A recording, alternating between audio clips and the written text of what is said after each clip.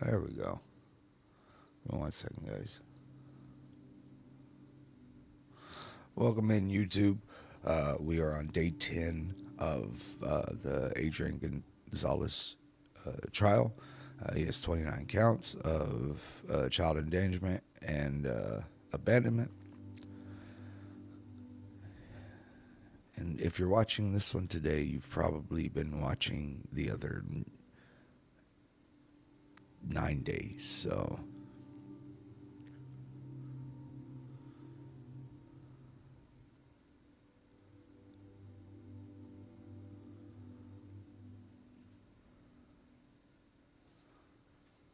let me see. Would I debate the people that defend the officer? Yeah.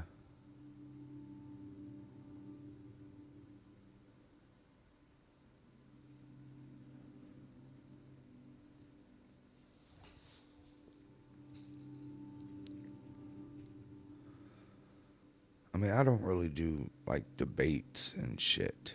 Like debates, you have to have opening statements, closing statements, fucking, you're on like 3-minute rebuttals and shit like that. I have conversations.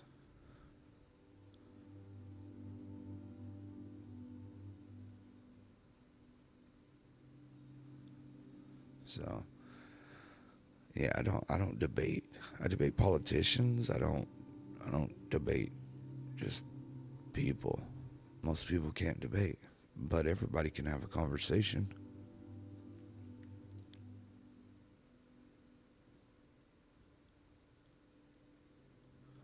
You don't think I'm coming through my mic?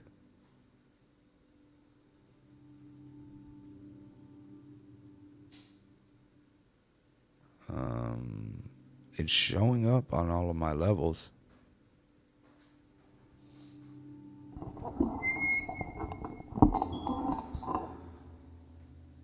Is that better?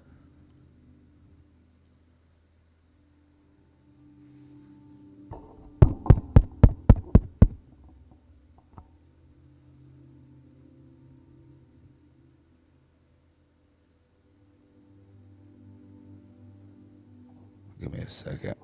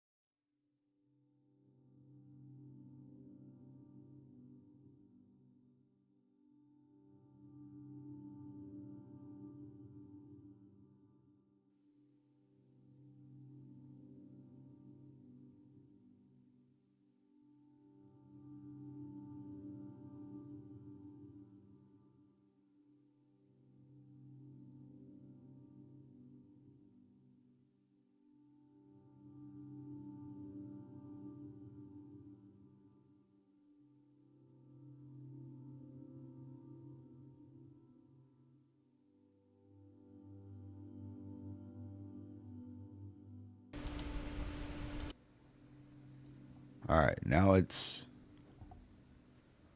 we got it.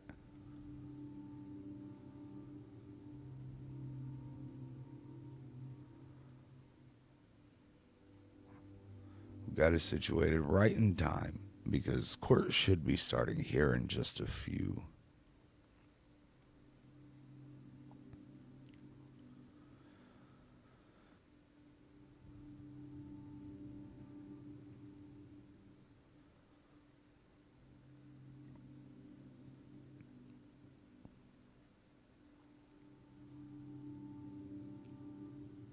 Let's hope that we have no more technical difficulties because that just pisses me off. And this trial already pisses me off.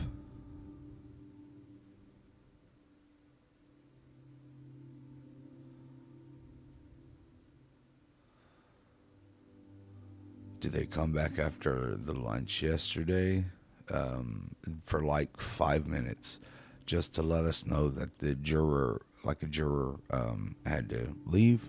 And so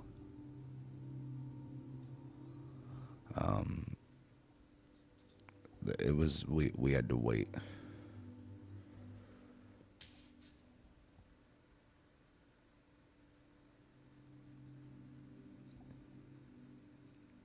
Yo. What?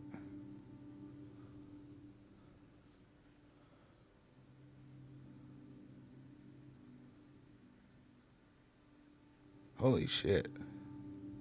Real quick, before we get started, thank you so much to Peyton for the 10. For the shot line. Let's go. Let's go. Big W's.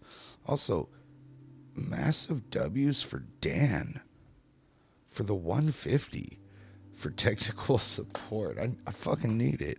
Holy fuck. Big dubs. God damn. At least we're starting off fucking rocking and rolling this morning. I definitely wasn't expecting that.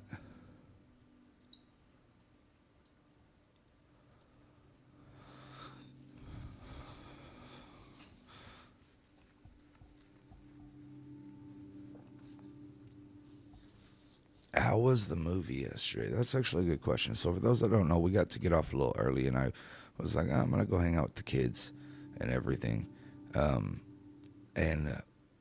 But the kids are at the age where they do their own stuff. You know what I'm saying? So like my son was playing NCAA, and he was just getting down on some college football. One of my other kids was in the middle of one of their shows and everything. So I just ended up me and Nikki just ended up watching the new Salem slot, the one that came out a year or two ago. Dan is trying so hard to be the favorite mod. At this point, I mean,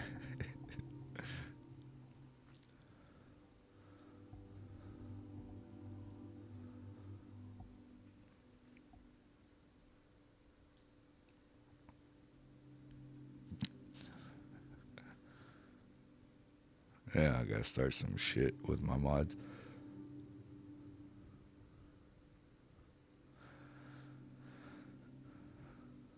What's going on YouTube?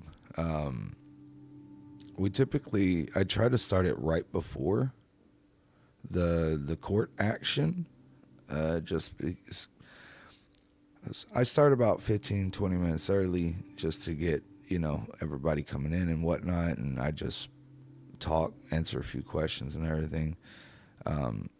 YouTube doesn't typically get to see that, but y'all get to see that today because apparently we're blowing Texas time out of the water and just fucking shit up, right?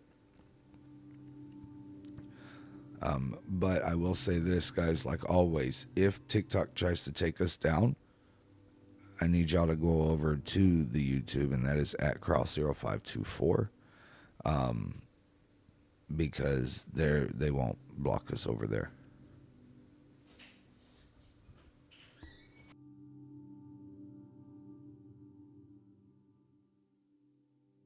It looks like they're closing the door, so we might be starting soon.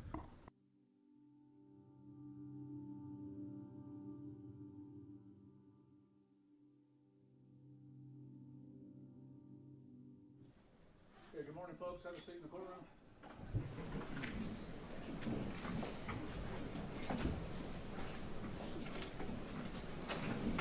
Give me 1 second, guys.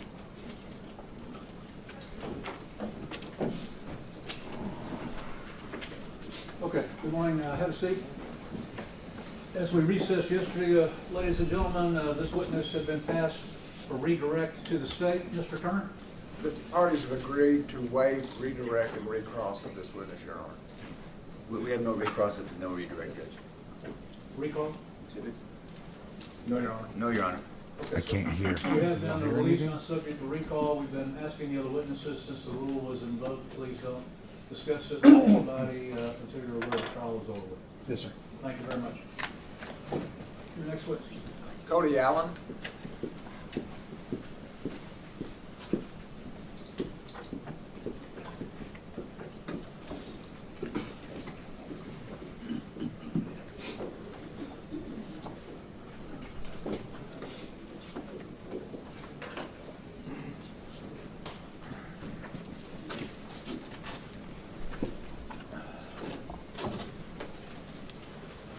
Good morning. Would you raise your right hand? You do solemnly swear the evidence in your testimony given the cause will be the truth, so help you God. Yes, sir. This is our witness stand over here. You'll have a seat. Adjust that microphone if you need to. You may proceed. Tell us your name. Cody Allen. What do you do for a living? I'm a Texas Ranger stationed in Midland, Texas. Would you tell us about your background in law enforcement?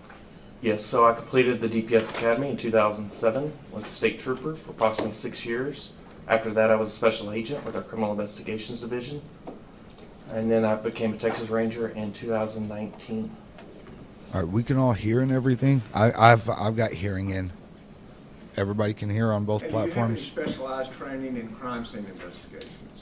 Yes, sir, my specialty is in 3D reconstruction, primarily with the Leica Geosystems product. With the what? Leica Geosystems product. Tell us what the LICO Geosystem project is. Product, excuse me. Sure, it's a, we have a variety of 3D scanners that create and document a crime scene in 3D. They're 3D scanners that take distance measurements, which then take those distance measurements and turn them into a point cloud or a virtual cloud of the crime scene. And is that Leica scanner, is that a constant product in law enforcement?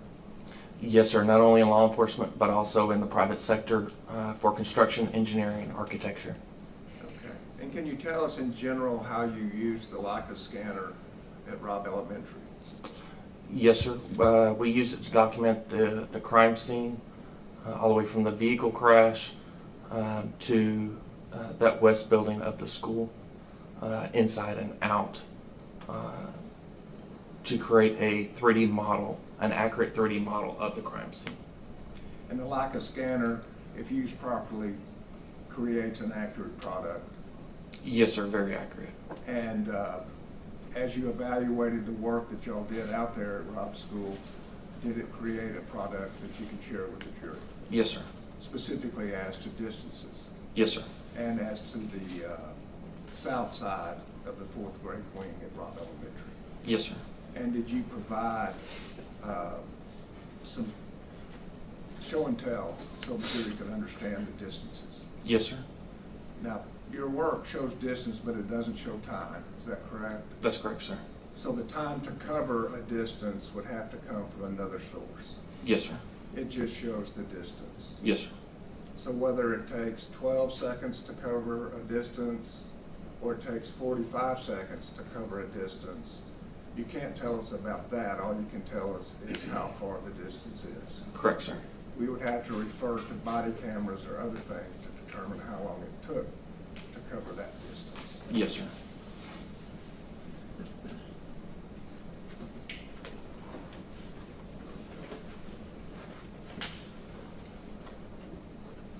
Showing you exhibits 6,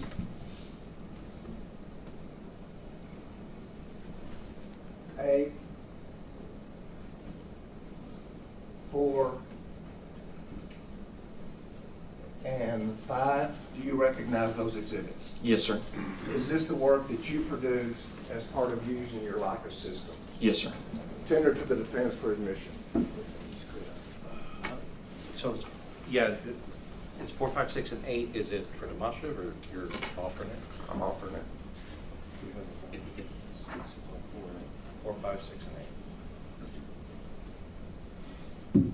For distances. Yeah, she's responding to that. Back down to 4, 5, 6, and 8. So just making sure we don't have any 4, 5, 6, and 8. Just to make it clear, Your Honor, we have reserved the early numbers for poster boards and the photographs started later on. That's why these seem to be out of order. Thank you. No, actually, we already have an 8, so medical records, you can make that one 7. Okay. And instead of 8, we offered a 7. So let's make that change now. So, I'm sorry, what are the numbers again? 4, 5, 6, and 7. Okay, thank you.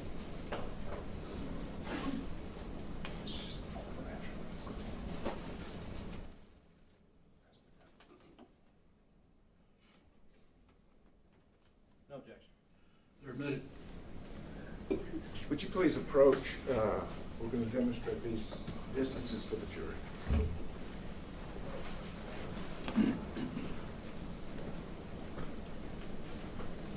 And we got jurors all the way across, so I brought this clear used to help stay away from. While they're doing this, guys, I am just I'm eating real quick. That's why I'm off camera, Starting with so that we can. states. Y'all ain't got to see me eat, because I haven't ate yet. Exhibit 6. Could you take a second to familiarize us with the building that we're looking at? Yes, sir. Your parking lot, where the teachers were parking, is here on the bottom of the board. Towards the top of the board would be towards the other area of the school. And how was this product, States Exhibit 6, how was it produced? Sure, so the scanner creates a cloud of points that are distance measured, such as any 3D model you may be familiar with virtual reality or anything like that, but extremely accurate. We then take a slice or a picture of that data from a certain distance down, some distance from the top down. And then from that, we're able to create accurate measurements. All these points that are created in here are measurable points. As the scanner hits a certain point on a wall, 2 million points a second, and creates this cloud. And so is the building in place, the building as it appeared as far as the outline according to the scanner? Yes, sir. The only thing that's not here is the roof. As the scanner cannot see the roof, it's a line of sight instrument. It has to see it to scan it. So it's as if the roof has been taken off. Correct, sir. Just the ceiling tiles are left. And when did y'all use this scanner? Believe it was the day after the shooting and the day after that, sir. Okay. And the vehicles that are pointed out there, were they in that place or was that added? This was as it was when I arrived the day after the shooting. And the parking lot, the way it appeared? Yes, sir. Okay. And so starting with State's Exhibit number 6, we have a measurement. Is that from the end of this walkway, so that if somebody were stepping off of this walkway and heading to the south door of the 4th grade wing? Yes, sir. This is the overhang that was covered sidewalk all the way down, from that covered sidewalk all the way down to that south entrance of the school. And tell the jury what the distance is from the walkway all the way to the south door. For this measurement, it was 46 yards or 138 feet with a little change on both ends. Okay. And as to whether that took a little over 12 seconds, we would have to look to the body cam or somebody else, not to you. Yes, sir. This is all I can tell you is the distance measurement.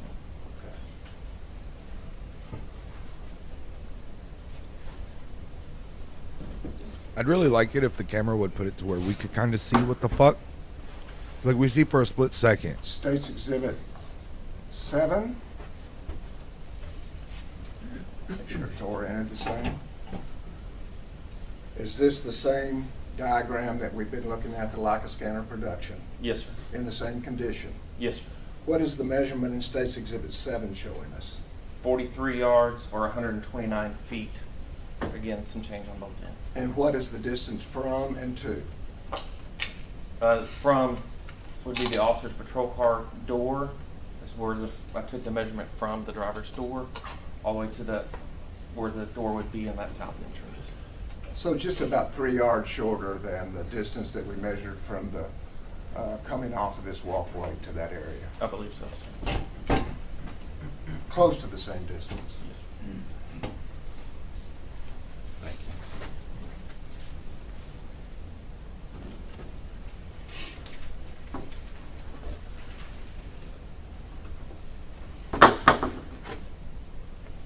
And now showing you State's Exhibit 4.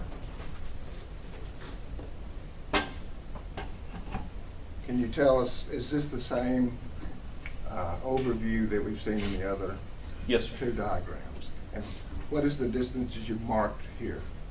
This was from the patrol car's driver's door, again, that same point, all the way to the edge of that southwest corner where the AC and chain link fence was, coming up to that west wall. So that's an additional 10 yards that from the south door to the west wall. Yes, sir. Approximately.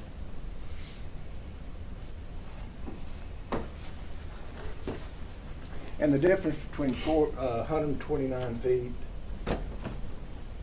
and 138 feet, about 9 feet? Yes, sir. Could you stand about 9 feet away from the jury rail? Just off the top of my head, sir, it'd probably be around here. I'm about 6 feet tall, so. And about how many steps is that? Just normal steps for you? About 4, sir, 4.5. Just 4.5 walking steps?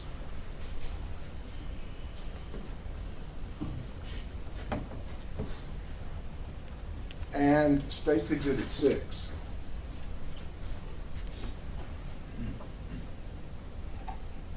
Let's see, I just did that. Says I'm supposed to grab this one. Excuse me. State's Exhibit 5.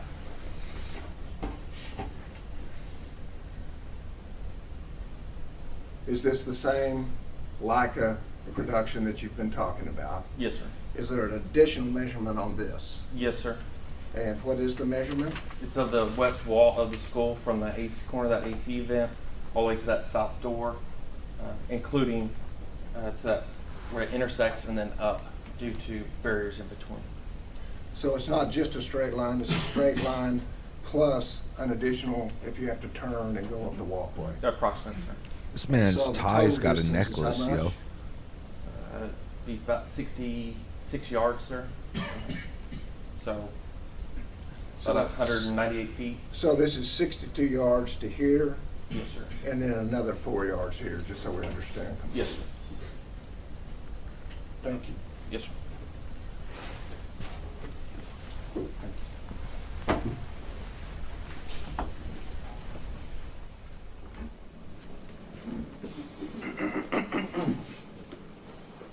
I know, guys. I know. I have to make jokes to help me get through this shit. So Pass the witness.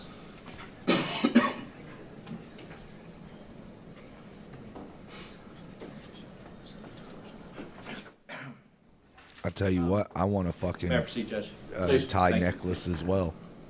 Ranger Allen, my name's Jason Goss. I represent Adrian Gonzales along with my I want one with a big co-counsel, cross. Nico and Gary. I guess to start out, we've not met before, but I have met the subject of your expertise before, the Leica scanner. So I want to talk a little bit about the Leica and what it does, and then what it doesn't do, right? Yes, sir. So you are measuring distances. Well, the Leica will measure distances that A somebody chainmail like tie you would can, be dope. Because what it comes in like raw, and there's just points everywhere, and then somebody like you has to, I say scrub it, but maybe clean it to where you can actually look into it and see the distance between 2 points. You agree with that?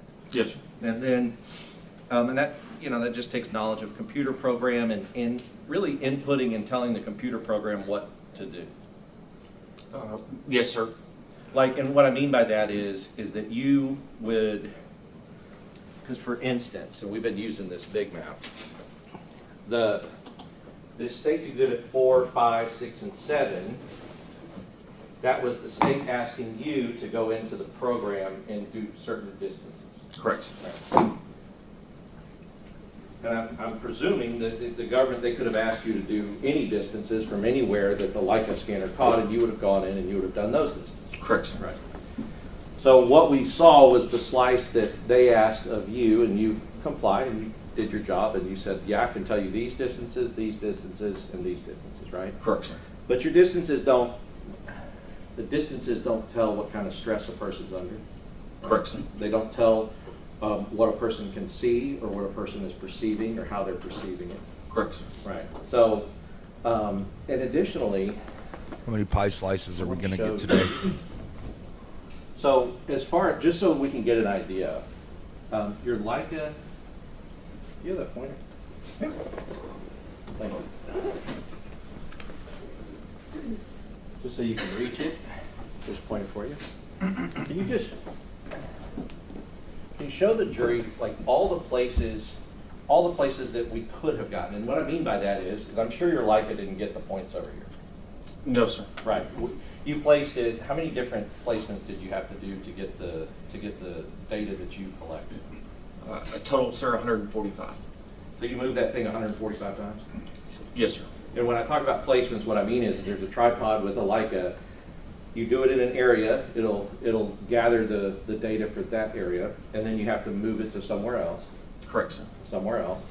And I'll say, just from my experience with it, that 145 times is a pretty big area to move a Leica that much.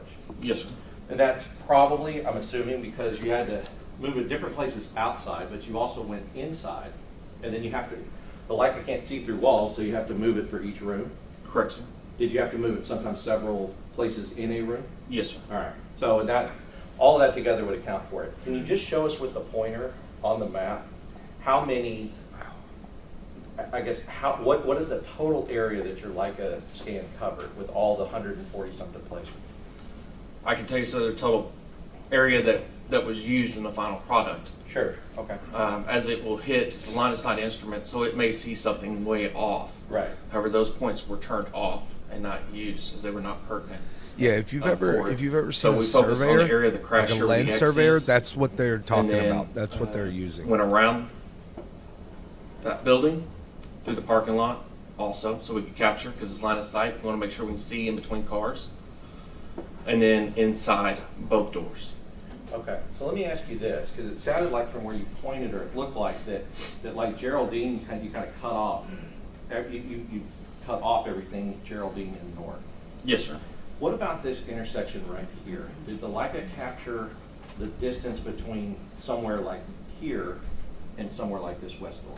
I would have to look at that data It would precisely, take- sir. It would take a lot, but I guess you did do from the crash, Yes, sir. and this is pretty much even from the crash. Yes, sir. Did the government ask you to calculate the distance between, like for instance, I don't know if you know this, but we know it now, that there were 3 police cars that were set up at this corner, like with line of sight to that west door. Did they ask you to calculate the distance between these cars and that west door? No, sir. All right. And as far as the distance around, so a car driving from here and driving around the school and coming in over here on the front side of the school, did you calculate any of those distances? No, sir. All right. So when we talk about, you can just leave your pointer there. I might need it again. When we talk about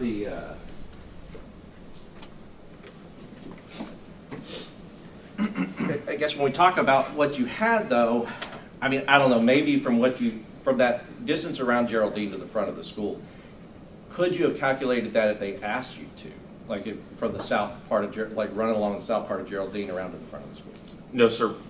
Geraldine was congested with a lot of law enforcement vehicles, command trailers, news media, such as that. Sure. So I guess what you mean by that is that you would not have been able to place it at the time that you were there the day after. You would not have been able to place it due to the congestion. Correct.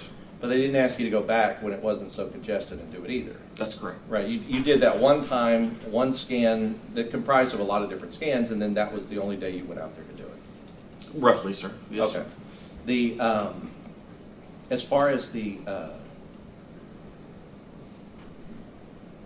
As far as the shell casings, so I want to ask about shell casings in that one of the things that a Leica could do is it can show the distance between shell casings that were on the scene inside the coverage area that you did. Yes, sir. And were you able to, in the scanner, were you able to differentiate where the shell casings were? All that was there, sir, when I scanned the outside were flags, and those Okay. flags represented cartridge cases. Okay, so the flags were still there, the cases had been collected. Yes, sir. But I don't think anybody has any reason to believe that anything was different. And I don't think that you have any reason to believe that those flags didn't accurately represent where the shell casings were. I believe they were accurate, sir. Sure, and I think you're right. We don't have any reason to believe otherwise. So, just so that we can understand, so what the Leica can see is, they can see flags that represent shell casings. Let's say the flags weren't there and the shell casings were there. Could they see the shell casings in the grass? Could the Leica see that? There's different variables, sir, with that. It's line of sight, depending if you can see it in the grass or not, depending how tall the grass is. There's multiple variables there, sir.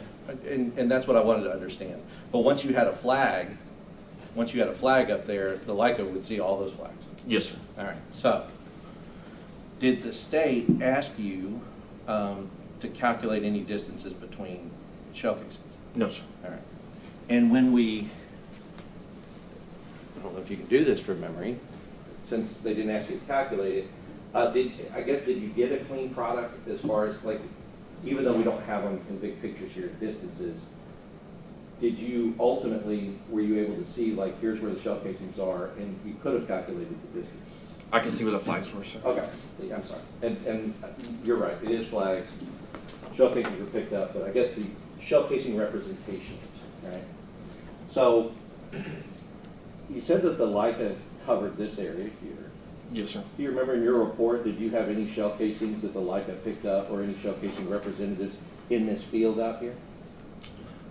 I don't remember any of them out here, sir. I remembered some that were close to here Mm-hmm. and close to that sidewalk there. Okay, so, and then, so the shell casings went here, like kind of down here around the sidewalk, and then up the building, you saw flags here Yes, sir. as well. Okay, so nothing out here, Not that I can remember, sir. nothing out here on the south, No, sir. right? Nothing out here.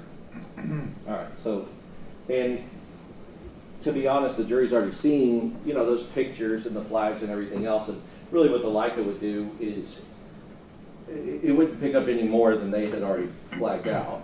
right? Correct, sir. So, but you would also know the distances between them, you could know the distances between them, accurate to sometimes, what, a millimeter? Correct, sir.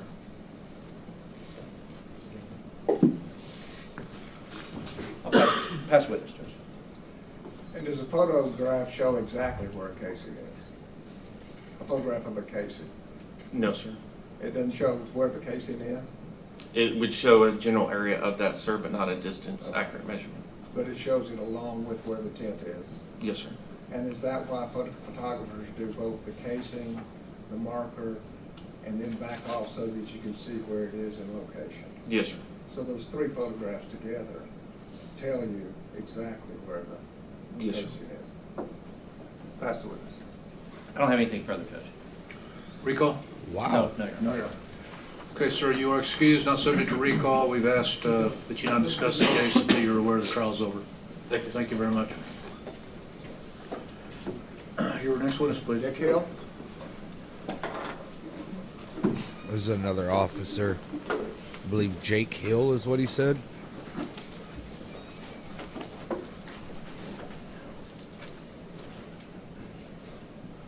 I could be wrong, but I'm pretty sure.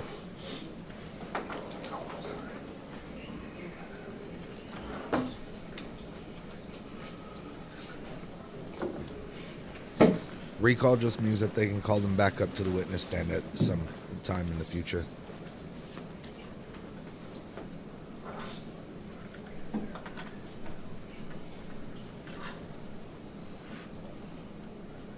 Why are they trying to charge the school officer? He's in trained for school shootings.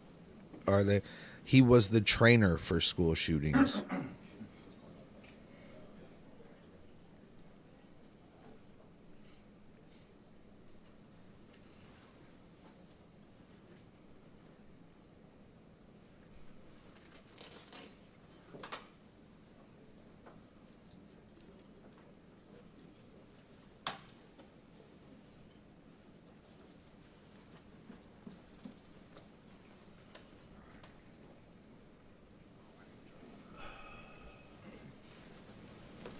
Good morning. Raise your right hand. You solemnly swear the evidence in the testimony given in the cause will be the truth, so help you God. I do. Have a seat over here at the witness stand. Adjust that microphone if you need to.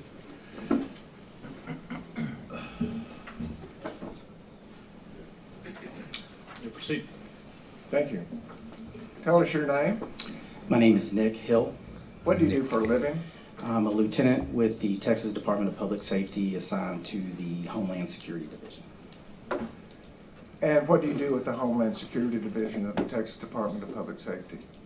I primarily conduct investigative analysis for capital felony prosecutions, as well as investigations that have a large amount of information affiliated with them. So is that the analyst part of what you're talking about? Yes. And tell us what your career in law enforcement has been. I've been a police officer for approximately 20 years. I started with the Flower Mountain Police Department. I was with them for approximately 6 years. Then came to work for the Texas Department of Public Safety, and I've been with the Texas Department of Public Safety for approximately 15 years. And what has been your progression through the Department of Public Safety? I started out as a highway patrol trooper assigned to the Texas Highway Patrol Division. I was a trooper for approximately 3 years and a highway patrol corporal for 4 years. I then promoted to Texas Ranger in the Texas Rangers Division and was a Texas Ranger for approximately 6 years. I promoted to lieutenant in the Homeland Security Division, my current position, and I've been in that position for approximately 2 years. Could you review with us your experience or training as far as data analysis? Yes. I have an undergraduate degree in accounting from Texas A&M University, and I have a Master of Science degree in accounting and information management systems from Texas A&M University. I spent approximately 8 years in a career prior to law enforcement. I worked primarily as a financial accountant, a financial auditor, as well as an information systems designer and implementer, which meant I designed database systems for large amounts of information and developed systems for analyzing that large amount of information. And where were you stationed May 24, 2022? Lampasas. How far is that from Uvalde? It's approximately 4 hours. And did you go to Uvalde that day or the next? That day. How is it that you got called to Uvalde? I was notified of an active shooter event in the early afternoon on that Tuesday, May 24th.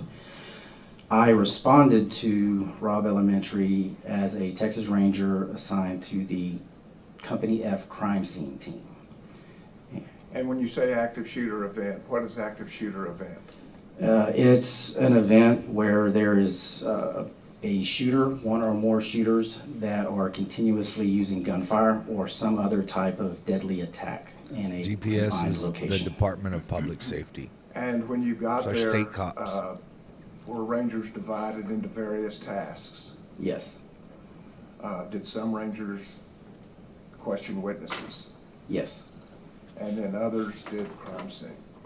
yes. How many crime scenes were part of this overall investigation of Robb's school?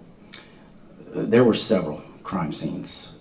And was that, did this investigation include the shooting on Via Street? Correct, yes. As well as where the truck wrecked out on Grove Street? Yes, And then Robb Elementary School, the campus? correct. And the individual rooms within the fourth grade building. So did that present a pretty big task for the Texas Rangers? Yes, And did y'all also enlist help from the FBI because of how complicated or how much of the crime scene that there was? yes. Okay.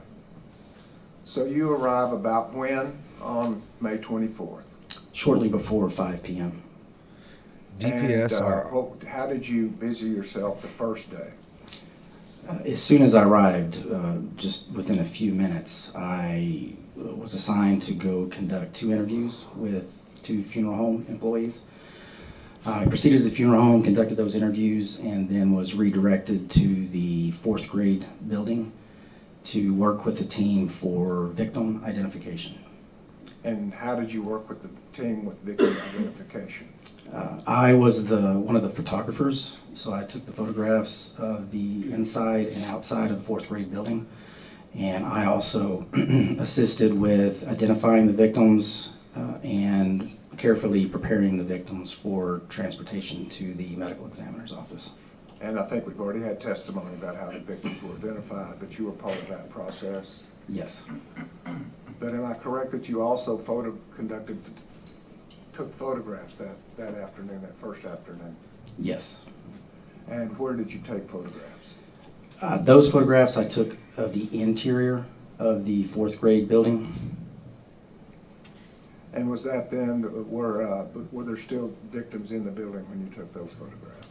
Yes. Okay. So you took photographs to document kind of generally the scene, and then you worked with the victims? Yes. And you went to the funeral home to talk to 2 employees? Yes.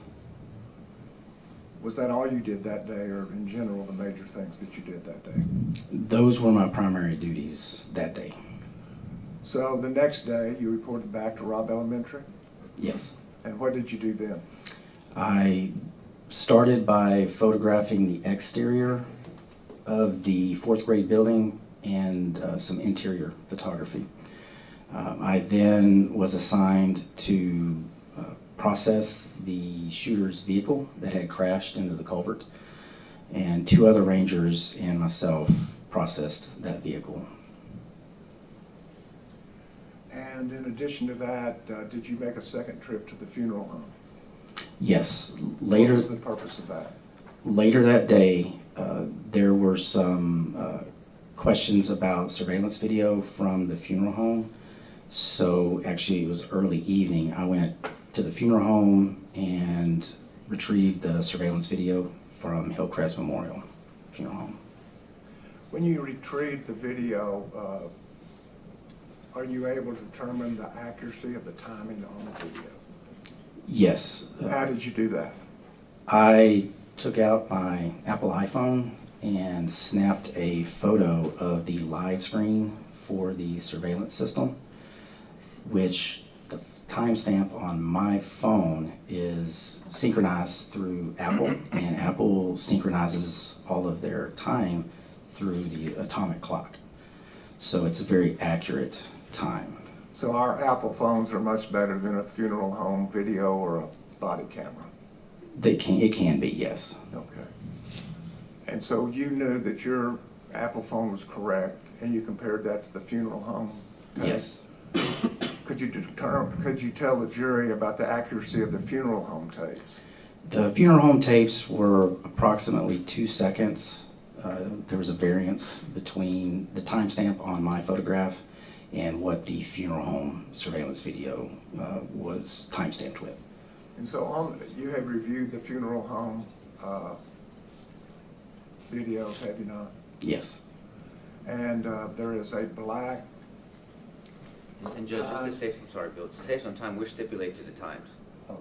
I just want to show which one it Okay, I was. just wanted to let you know, we'll stipulate to the times, Judge. Thank you. Okay. Well, just real quickly then, so the jury can know if they go back. The black time is the funeral home time, but you added the accurate time, the real time, is that correct? Correct. And There's a, that's in white? yes. Okay. So the real time would be in white, and is that true for all of these videos, body cams, dash cams? If we see the white time, that is your work. Yes. You actually added to the video. Correct. Thank you. On the second day, before I get to that, did you do any other searches other than what you have just described? In other words, did you return to Robb Elementary later to retrieve a few more pieces of evidence? Yes. Tell us about that. I transitioned into another role after my duties on Wednesday, and part of that role, I was working with Ranger Robert Montalvo. And if there was evidence items that was located after the first couple of days, then Ranger Montalvo and I would go out and photograph those items and collect them from where they were found. And so did you do that with regard to Robb School? Yes.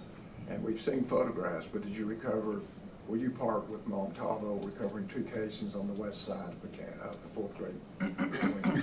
Yes. And 2 casings from room 112? Yes. And a trigger system from room 111? Yes. Now, taking you back to the second day that you were out there, were the markers for the casings on the west side still out there? On the first day, I don't recall seeing the markers. On the second day, yes. That was my question, the second day. Yes. And so, did you compare where the markers were in comparison to perhaps where bullets had struck the building in room 104 and 102? Yes. When I was photographing the exterior of the 4th grade building on that second day, that Wednesday, I was looking for projectile defects or bullet holes that would be either in the windows or in the brick. Thank you. Just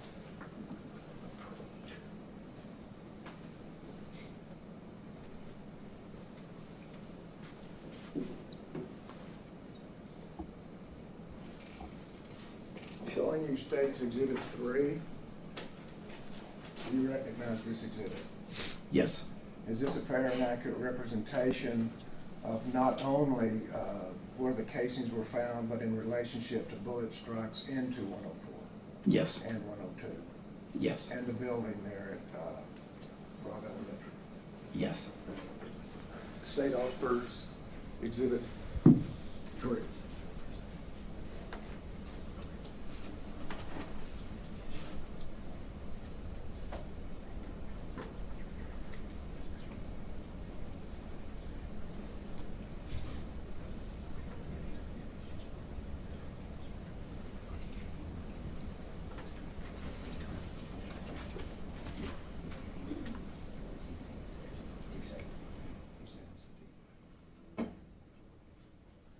Judge Maverick, Iron real briefly. All right. Ranger Hill, I'll be asking some questions in a second, but just for clarity. This X here Which one? on 104, I'm sorry, on here on the wing. on Room 24? Yes, sir. Are you just, is this X just mark a defect, or are you gonna try, are you testifying that this is coming from a certain area, or are you just determining that's a defect? It's just documenting the defect. Okay, thank you. No objections. Submitted.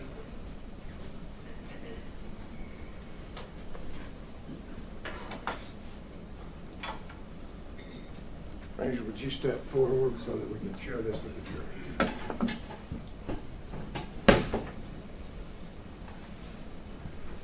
Thank you. Could you give us an overview of what we're looking at? This is a Google Earth image of the Robb Elementary campus, as well as the Geraldine Street, South Grove Street, and the Hillcrest Sir, can you Memorial. speak up, please? This is a Google Earth overview of the Robb Elementary campus, as well as Geraldine Street, South Grove Street. I love that and this Hillcrest stenographer is Memorial like, Field. hey, use your outside voice. And on We can't this fucking hear you. diagram, are there yellow numbers? Yes. And what do the yellow numbers indicate? The yellow numbers are markers that the FBI used to mark the location of fired cartridge casings. And would you show us in general terms where those markers were? And describe what you're pointing at. There are going to be numbers in yellow. Each one of these numbers corresponds to a marker number or a tent number that the FBI used to mark each one of those cartridge casings. And so you have them first at the south side of the parking lot, is that correct? Yes. And then moving to the top of the diagram, where's the next group of casings? On the south side of the west parking lot, we have a collection of cartridge casings. And then That once is right. She's we like, say it with your reach chest. the west wall of the 4th grade building, we have sequences of fired cartridge casings as we move north along the west wall. And as you saw those cartridge casings, is that where you looked for where bullets may have defect, I suppose, where they hit something in relationship to the location of those casings? Yes, I looked along the west wall as well as any vehicles that were remaining in the west parking lot at the time. And in front, does this diagram also have classroom numbers? Yes, I want to focus first on classroom 102.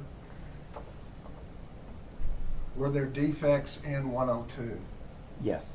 Where were the defects? From the west wall, which is where the window was at, there were defects in the window to the exterior. And how many defects were there? 5. And how many casings are there directly Did this dude across gel from his hair like a senior in 2001? the same number of casings as defects in the window? Yes,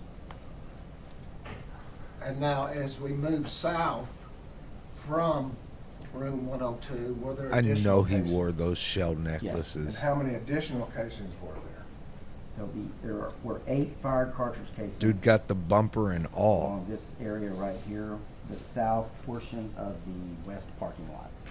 Would that be multiple casings? Correct, Would it be multiple casings? correct. Would it be multiple, Mez multiple casings? never went to a real barber though There because were 8 cartridge casings in that. look at that location. fade too.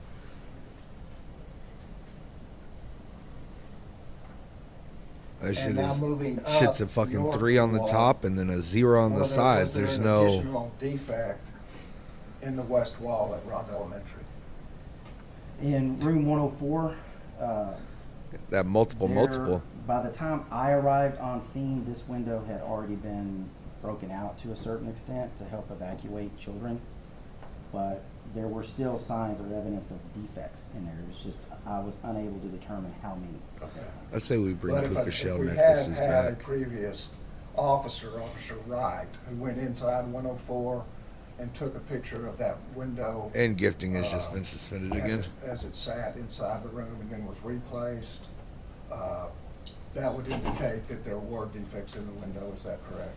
Correct. But in addition to that, did you do additional work to determine if there were defects in that window? Yes. He only got this haircut because the barber couldn't hear him too, and the barber was like, I "Hey, say it with reviewed your all of chest." the body camera associated with this event that was available to us, and I located a body camera for Constable Emmanuel Zamora, and he was walking Fuck Zamora. going across the west wall as the evacuation was getting started, and I was able to see from his body camera the state of all the windows along the west wall, with the exception of the 102 at the south end. Yeah, As to whether or not there had been bullet defects in them? looked like that fucking barber And so, sliced the pie with his hair. Were there defects in the window of 104?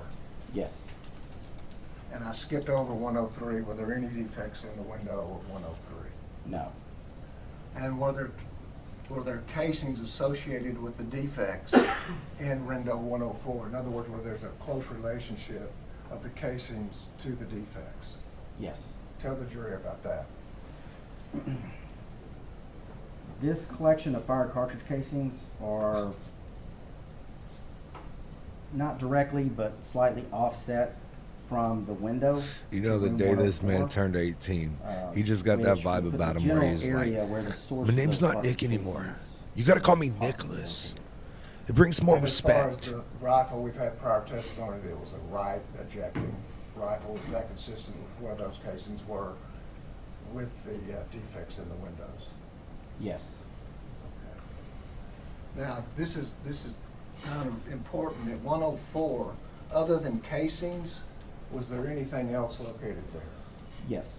Tell the jury what that was. Joe, that's the wild. Light number 1 is going That's to be wild. the general approximate area. say you look like where Jonathan the black Lipnicki. backpack belonging to the shooter was located later. So he looked like the kid And from that's Stuart where Little. that was located about halfway up from the south side to the entry point. Yes. And from where that backpack dropped, did you continue finding casings up northward? Yes. How many casings did you find? We have the marker numbers here. We've got 1, 2, 3, 4. And marker number 29, there were actually 2 fired cartridge casings associated with that. So we've got 1, 2. This dude 3, definitely was the 4, one 5, 6. that in school So was you like, had but 4, miss, you but didn't that pick up our subsequent homework. search where you found the other 2, Yes. for a total of 6. Yes. Were those cartridge casings close enough that if you were aiming at the building, you should be able to hit it? Yes. And did you find any bullet defects along the walls of, or windows of 106, 105, or 104? No. But there were casings It's a light along that leader area. for sure. Yes. Does that indicate to you that the gunman was shooting toward 105 or 106 when those casings were deposited?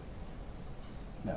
Guarantee this He dude. did not- This he did dude not. drinks an The O'Doul lack and thinks that of he's drunk. Projectile defects in the side of the building, combined with the presence of the fired cartridge casings, indicated to me that the rifle was not fired into the building when those cartridge casings were ejected.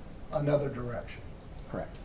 And were you able to find defects anywhere else From that, associated with these casings? no.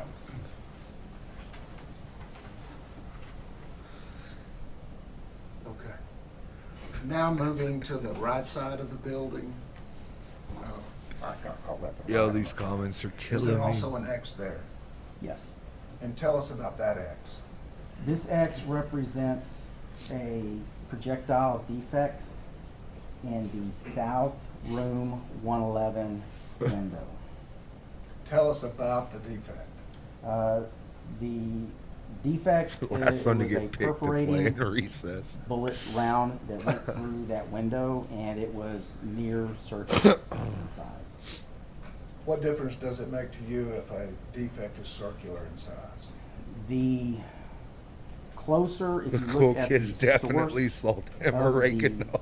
the projectile, the firearm, and the target, meaning the surface, the closer to 90 degrees that round is fired, the defect will be near or close to just a complete circle. The more that source or that firearm starts to move at an angle, the more oblong that defect will become. And there'll be other indicators such as a leading edge, other things that we can look at. And was this defect oblong or circular? It was close to circular. Yeah. Indicating The to you- stenographer looks It like wasn't at fucking 90 done with his degrees, ass. but He's it like, was gonna be I already slightly fucking told you offset. to speak I up, can't bro. tell you the degrees, but it's gonna be not too terribly lower than 90 degrees.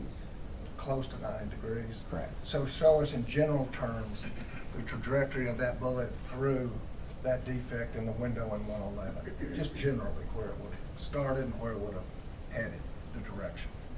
Okay, I did not perform trajectory, but I would have expected, just based on the way the projectile looked and that it was close to circular, an angle somewhere in this. He definitely called his You're teacher moving mom not multiple horizontal, times. Just a little bit lower than horizontal, is that correct? Correct. And did you also find or know that there was a defect, can I have that for a second? All the way down here, Yes, in the room 24? yes. Would you expect a bullet coming out of room 111 that left that kind of circular defect to be at an angle that would reach 24?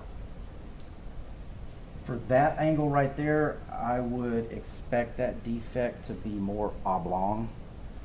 Because I would it's say gonna be that this coming is at the an most that this angle, dude's so been there'll be roasted, a but longer I don't think we leading can edge. compare to him in high school. And there was also, from what I recall, a PVC pipe, electrical conduit pipe that was right there that didn't have any damage as well.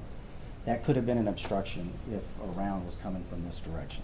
So the round to get through So that what the fuck obstruction is that Dilbert defect doing would have up there? Leave some kind of mark on that PVC pipe. Possibly, yes. Oh my God. And now, with this same defect at the bottom,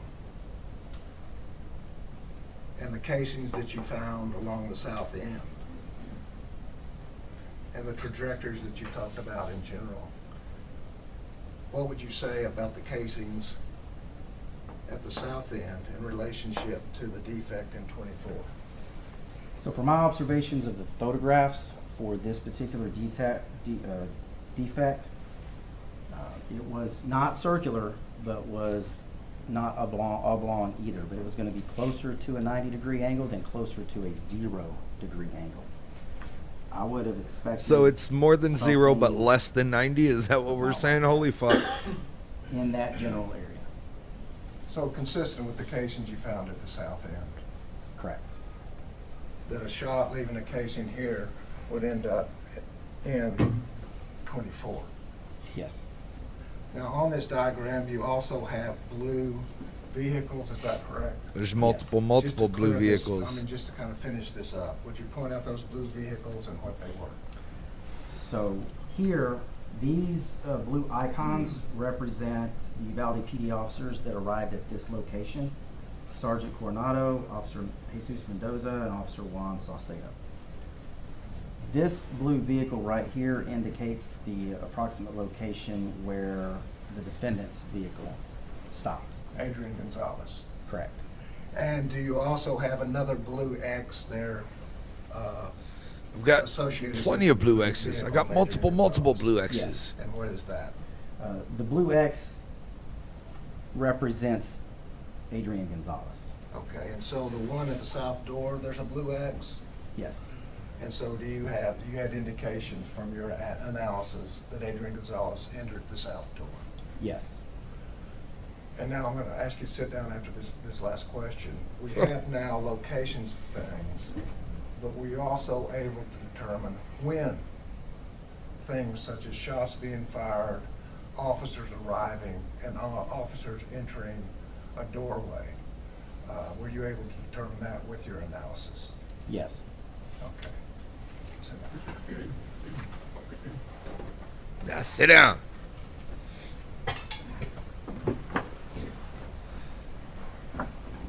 Yes, Mr. Bill.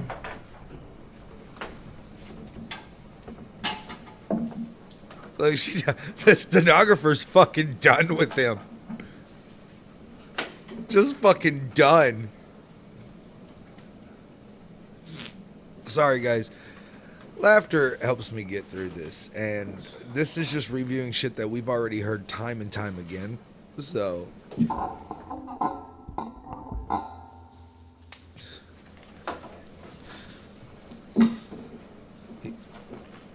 you know, he's definitely pulled a doofy from Scary Movie. Mom, I told you not to interrupt me when I'm cleaning my room.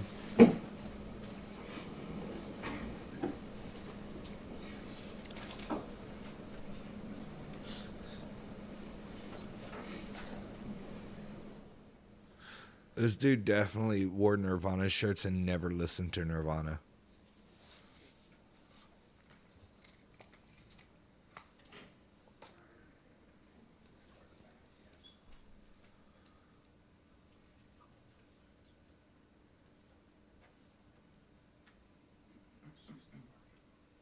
Hello?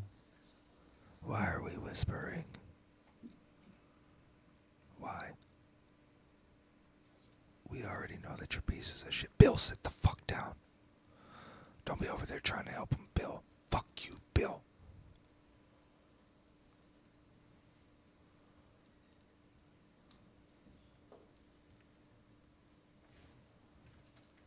Bill, shut the fuck up and sit down.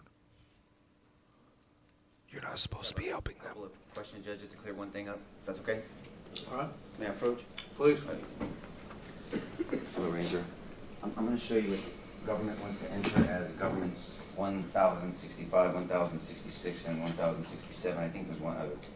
Is this kind of your work product to your ultimate Ranger's investigation summary of the timelines and all that? Yes. Okay. Were you the one that put this report together, this timeline together? Yes. Okay. Thank you, sir. No objections, Judge. Submitted. Oh, sorry, Bill, what number? He looks like he gets his haircut at Great Clips. 1057, 1058, 1059, 60, 61, 62, 63, 64, 65, 66, and 67. Everybody, Do you say 6, 7? Did I give you the pointer again? Thank you. Oh, we can see something now? Explain what 1057 is. This is another Google Earth overview of the Robb Elementary campus as well as the surrounding streets. And if you will, is it your understanding that this gunman started at 522 DS Street? It's 552 DS Street. 552? God damn it, Thank Bill. you. Would you show Fucking the get jury together. where that is?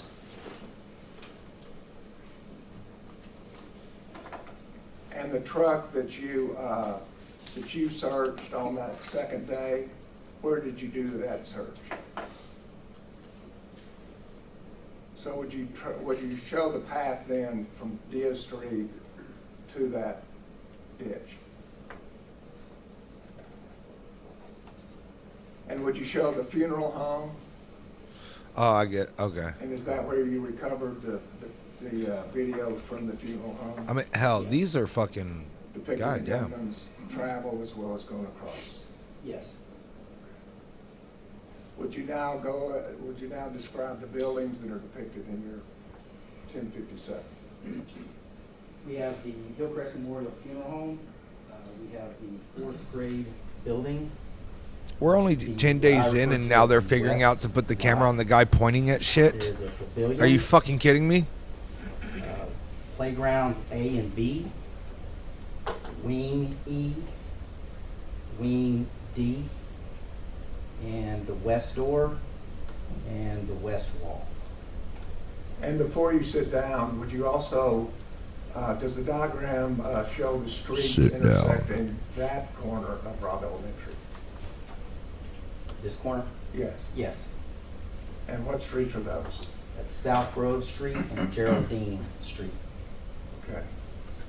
And we have had dispatch tapes played of Geraldine and Old Carrizo. There was a wreck. Where is Old Carrizo in Geraldine? And you're pointing to the far right intersection, is that correct? Correct. It's the northeast Bill, section. he's pointing to Geraldine and But that's not where you found the truck. Correct. You found it on Grove in Geraldine. Correct. Thank you. No, go back to that other picture.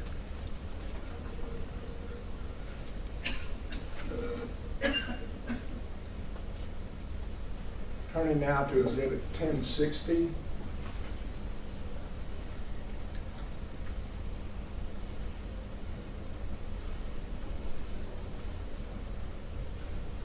Is there both a red line and a blue line there? Yes. And could you tell us what those lines represent and show us where they go? The red line exhibits the general approximate walking path for the shooter as he moved from the crash site over to the west lot,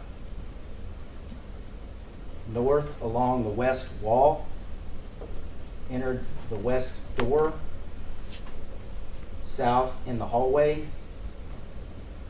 and then his location in room 111 and 112. And were you able to recreate that line from the funeral home, the outside part anyway, on the grounds to the west from the funeral home tapes? Yes, And then along the building from the casings? correct. And then in the hallway was raw video? Yes. And the blue line? The blue line represents Mr. Gonzales as he was arriving to the campus. He traveled through the west gate area into the west parking lot and then ultimately came to a stop in this approximate location. Thank you. Exhibit 1061. Have you marked a blue square on 1061? Yes. Is that What backpack? is that? That is the backpack that Called it. marker number 1 represented on the other diagram. This was the backpack that the shooter dropped. And is Exhibit 1061 a screenshot of a video? Yes. And whose video was that? This was a video that I collected from a person across the street. A short video? Correct. Very 52 short. seconds. Yes. And what did the video show in general?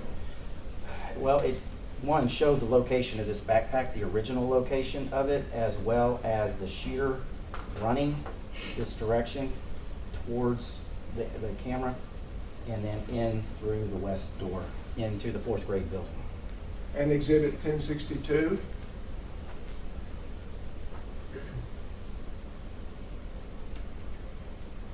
And does it also show the condition of the parking lot as far as cars being parked there?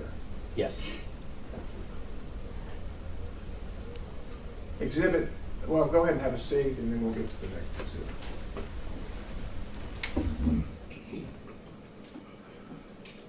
Come on, You said that cameraman. At some point, your job shifted from just collecting evidence. Could you tell us how it shifted? After the Wednesday, I came in Thursday to submit the evidence that we collected from the crash site.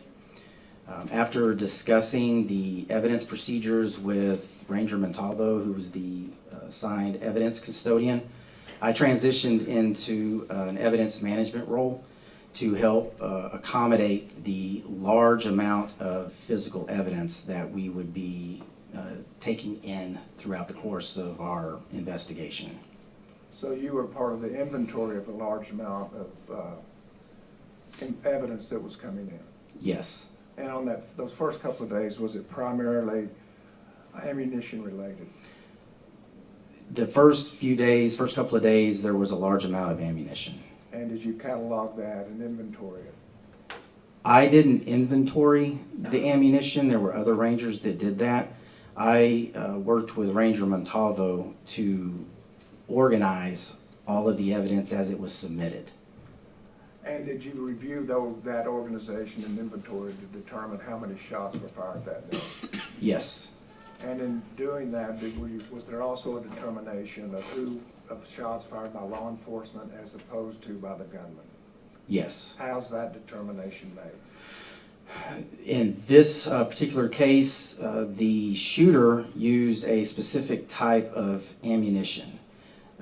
The law enforcement responders who fired their weapons, they used a different type of ammunition. So the fired cartridge casings indicated the source of which one of those shots or which one of those fired cartridge casings were located. Showing you Exhibit 1063, and you might have to approach the exhibit. Is this an inventory of those cartridge casings? Yes.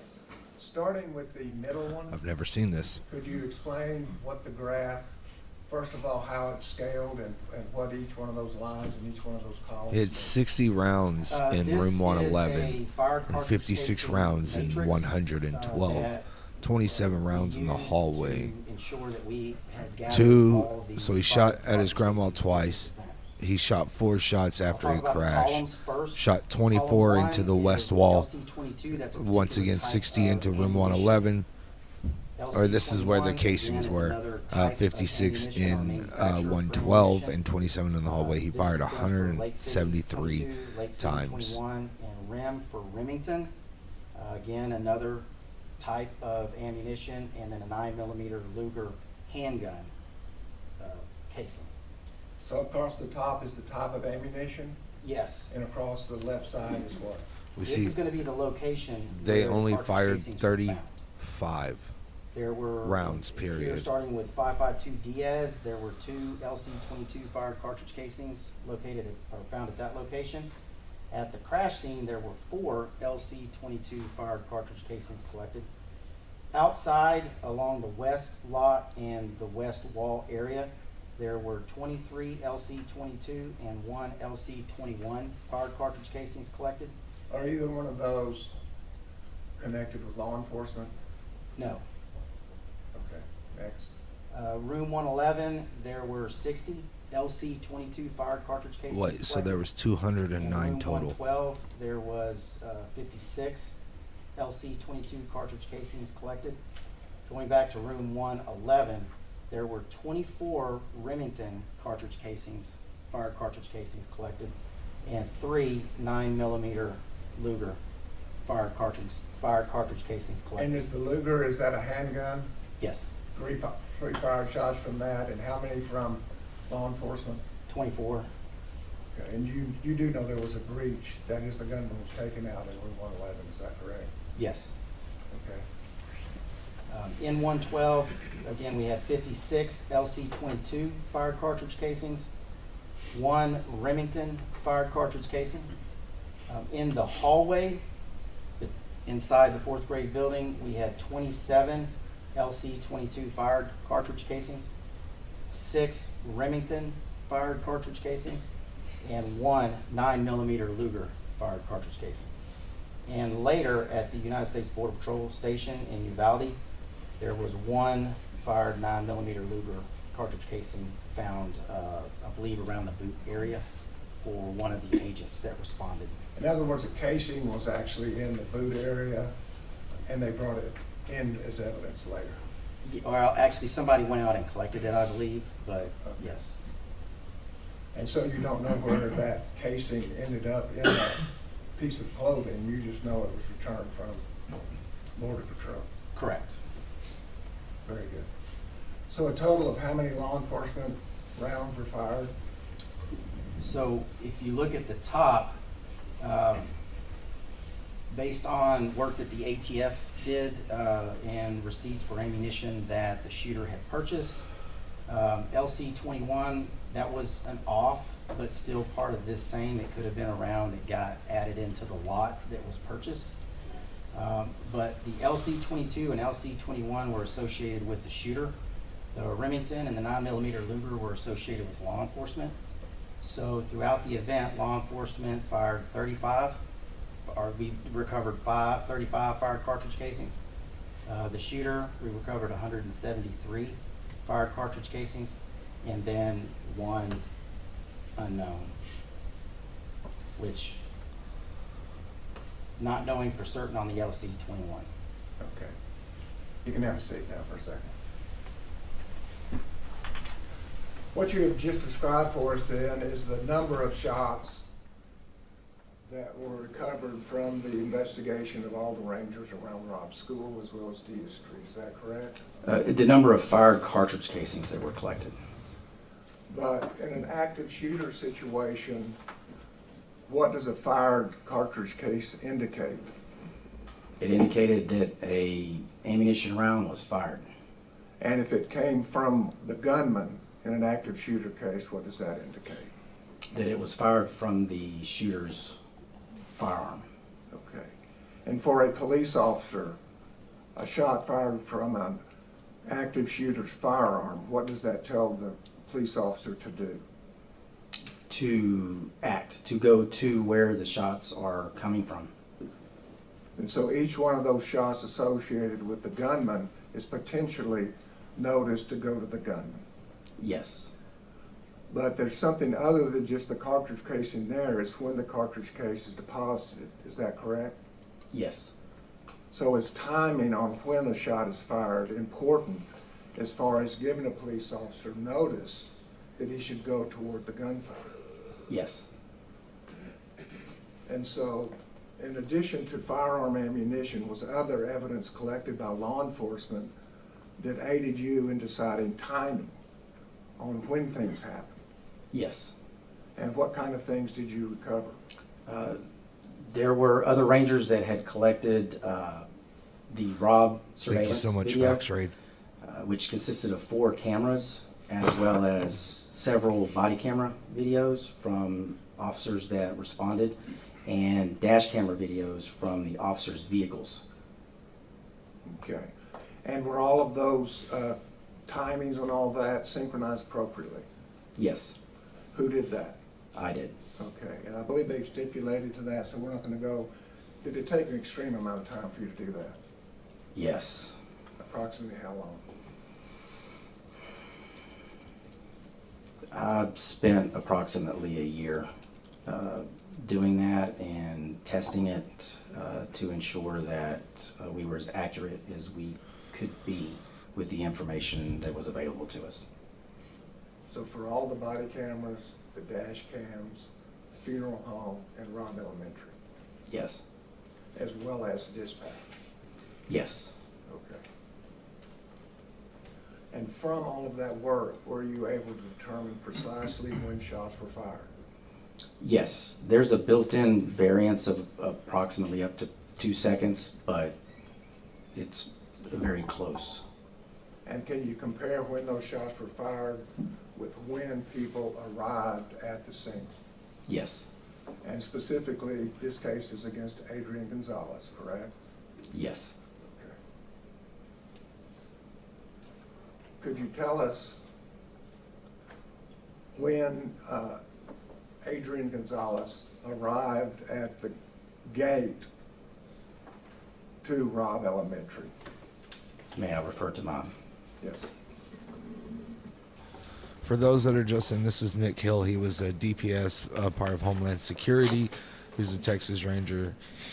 He got on the scene afterwards and is just providing evidence. I think the number that they said, if I recall correctly, was like 176 rounds. Mr. Gonzales arrived both at the rooms, approximately and 11:31, out of 376 and that was officers, gonna there be was only at 35 the rounds Westgate fired, location. showing that they just didn't 11:31 fucking do anything. 41. Had any shots been fired prior to his arrival? Yes. Well, yes. On Diaz Street, had they been fired before his arrival? Yes. Had the shots at the truck been fired before his arrival? Yes. And then we moved to that south grounds. Had any of those shots been fired before his arrival? Yes. How many shots had been fired before his arrival? There were approximately 6 shots that were fired before Mr. Gonzales had come on to the school property. Okay. And then from the west gate, were you able to determine when Adrian Gonzalez's car was parked approximately within a few seconds? Approximately, yes. I was able to see Mr. Gonzalez's patrol car come into the parking lot and drive to an area roughly about where the west lot meets the grass. And then we know where his vehicle came to a stop. So I did have to approximate when he would have come to a stop based on how fast he was traveling as he came from the west gate and past a known location that I could see on the surveillance video. And what was your approximation? Approximately 11:31:55. And from Adrian Gonzalez's arrival at the gate at 11:31:41 until it came to a stop at 11:31:55, were there any shots fired? Yes, How many? there were 2. And were you able to determine where Adrian Gonzalez's vehicle was in relationship to those 2 shots? Approximately before Mr. Gonzales had stopped his patrol vehicle, there was 1 shot fired. And then around the time he stopped his vehicle, the second shot was found. So close to when he parked. Correct. And did you also time the dispatch tape in which Adrian Gonzales said shots fired, shots fired? Yes. Can you tell us when that was? 11:32:09. So after he parked his car until he keyed up his radio and announced shots fired, how much time had elapsed? I'm sorry, what were the 2 times again? From the time that Adrian Gonzales parked his car at 11:31:55 and keyed up his radio saying shots fired, how much time had elapsed? Approximately 14 seconds.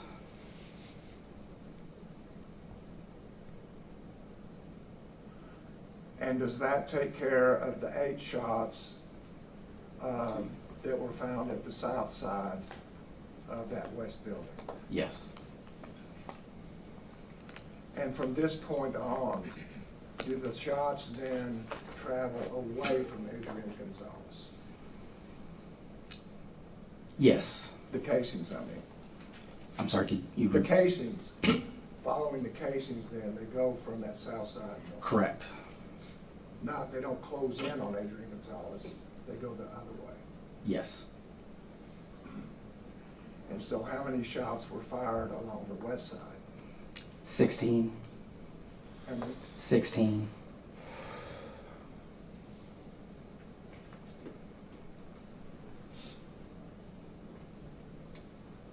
And what time did the gunman enter the building on the west side?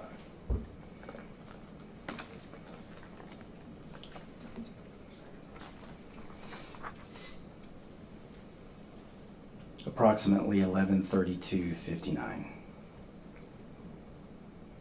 So about 1:04 later, after Adrian Gonzales stopped. 11:31:55 to 11:32:59, is that correct? Correct. Yeah, approximately 1 minute and 4 seconds. And before we get into the west building, I want to That talk could have about saved the timing Uzziah's life. on That could have the, saved all of those on the lives. west side. As the gunman was traveling along the west side of the building, about halfway up, is that where the bag dropped? Correct. Okay. And let me ask, did any other officers arrive on the scene about halfway between when Adrian Gonzales parked and the gunman entered the west door? Yes. Who entered? Who arrived? Jesus, Uvalde PD Officer Jesus Mendoza, Officer Juan Saucedo, and Sergeant Telesoro Coronado. And they arrived where again? They arrived at the intersection of South Grove Street and Geraldine Street. And you have the timing of that arrival? Yes. And north of that bag, going toward the west entry, are there any more bullet defects in the building? No. Are there any more casings indicate the gun was being fired during that period of time? Yes. How many?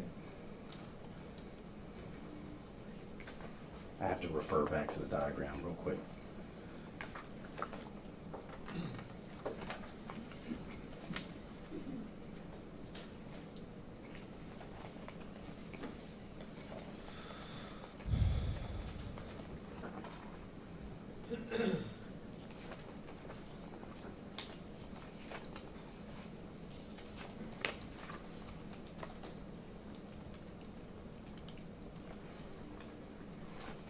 Six.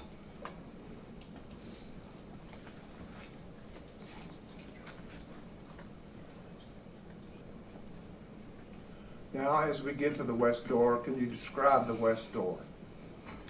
It was a metal, appeared to be a heavy metal door. There was a window in the door, a narrow window, as well as a wider roof to floor or ceiling to floor window just to the right as you're looking from outside to the inside.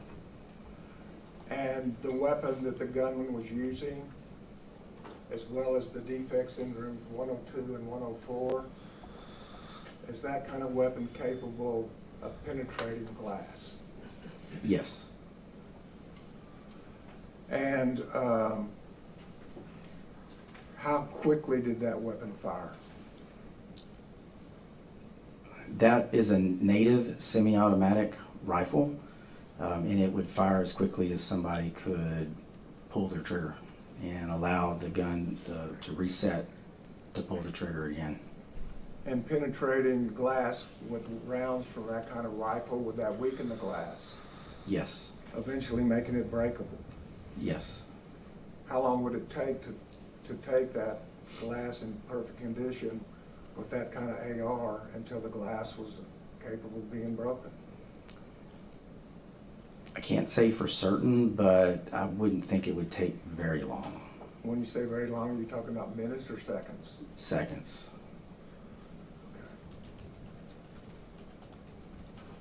And was there room in that glass for a gunman to enter the west side? Yes, there could be. If the glass was broken out? Correct. And it was not broken out in this case, correct? No, it was not. When did the gunman enter Robb Elementary?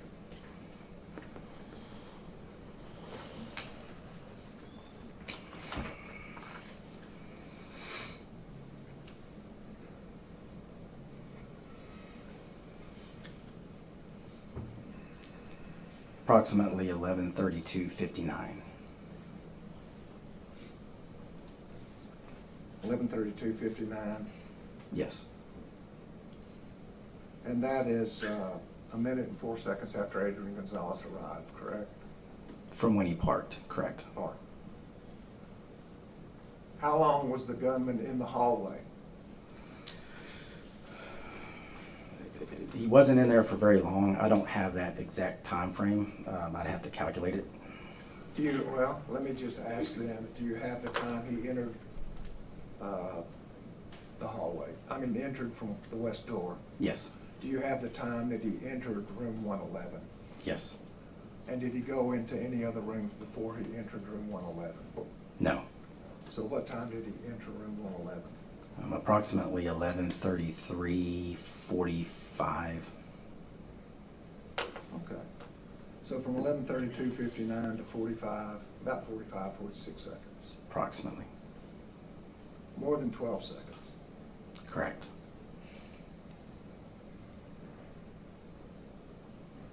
And did the gunman fire any shots in the hallway? Yes, And did you find casings in the hallway? yes, And did you listen to the raw video to determine how many shots were fired? yes. How many shots were fired by the gunman in the hallway before going in room 111? 21.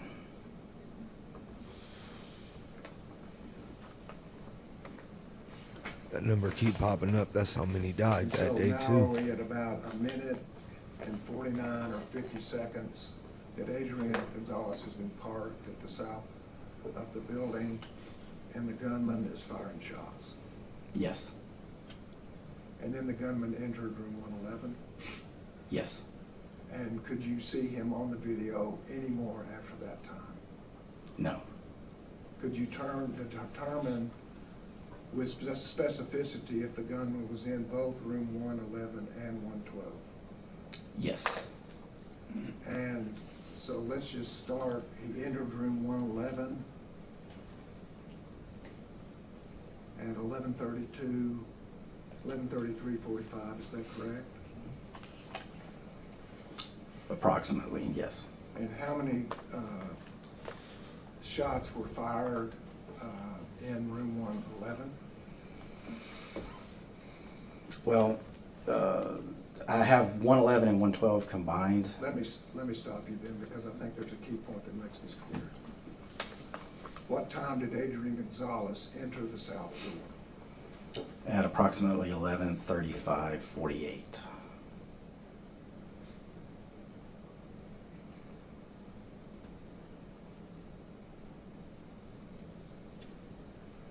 So from 11:31:41 to 11:35:48.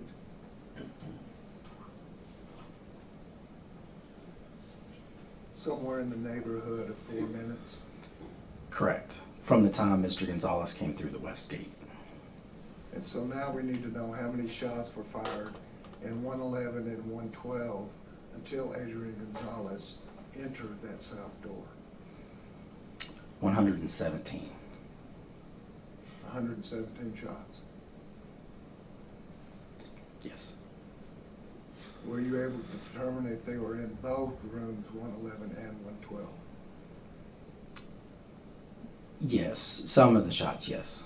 In both of those rooms? Correct. And how were you able to determine by looking at the raw video if the shots were in 111 or 112? Because the children were Shortly dead. after the shooter entered 111, he began shooting, so time and distance would indicate that those shots would have taken place in room 111. He also fired 2 shots where sheetrock dust was projected into the hallway from room 111. And then as sequence of fire continued, there was a pause in the gunfire. And a short time after that pause, when the gunfire resumed, there was sheetrock dust that got projected into the hallway from room 112, indicating that the shooter fired that shot from inside room 112. Okay.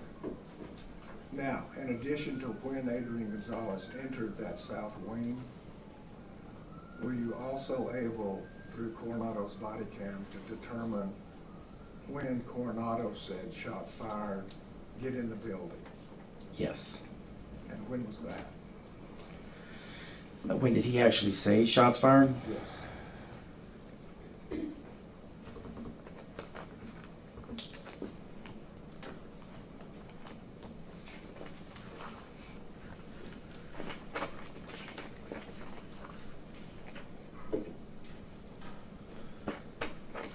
Mark's fuck that. He's still a cop, so fuck him. And it was a better analysis. ACAB. When his body camera picked up Adrian Gonzales and Donald Page, if that's something that you'd more quickly review. Sergeant Coronado's body camera started at approximately 11:35:10, and it was a short time after that that he made that shots fired call on the radio, and that was at approximately 11:35:55. So how many shots had been fired in 111 and 112 before Coronado is instructing to get into the room? Or shots fired, excuse me. Okay, what were the 2 times again? Thank Or the you. 2 events? I was starting with room, shots fired in 111 and 112 until Coronado yelled to get in the room or got on the radio and said shots fired, whichever is more convenient for you. You'll have to give me a second to look that up.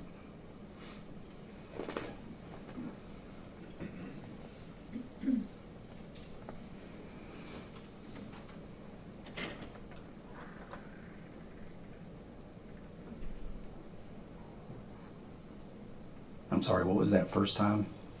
Entered room 111.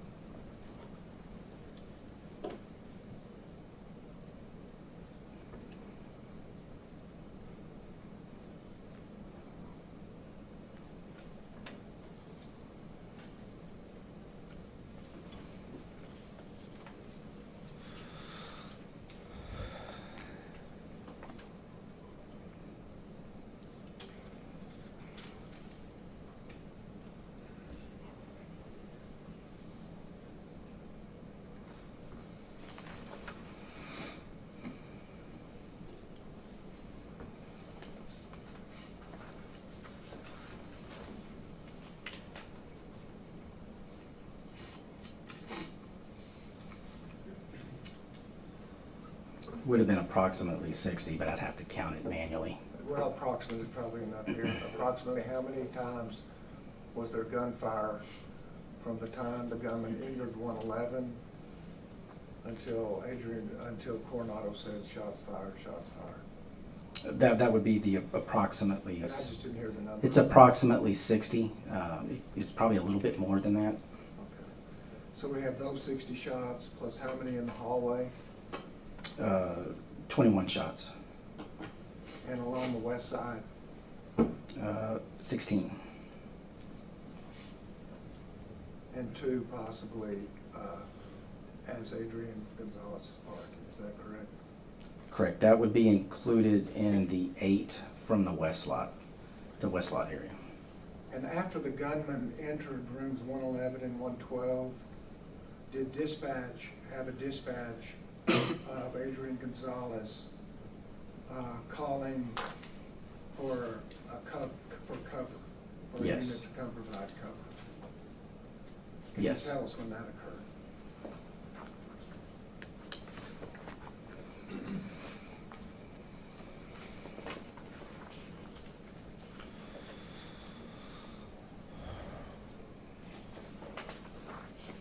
I'm still trying to like rationalize all these numbers that have been thrown Approximately out. 11:34:28. 11:34:28, he calls for cover. Yes. Is that correct? That was 3 minutes So after he gunman got there. was clearly in 111 and 112 at that time. Yes. And the thing that you've just testified, were you able to take the sound from Robb Elementary, channel 2 in the hallway and channel 4 outside the hallway, and accurately portray when those shots were fired? Yes. And does the animation also show when Adrian Gonzales arrives and parks? Yes.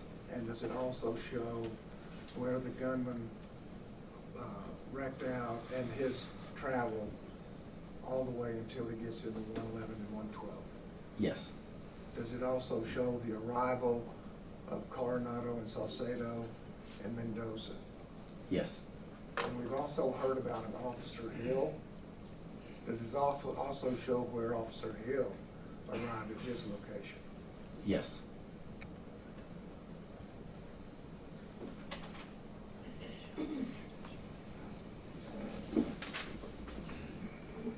The State Officers Exhibit 1045. The jury will have this as an animation to watch while, with the documentation. This is an animation. I hope they show us, but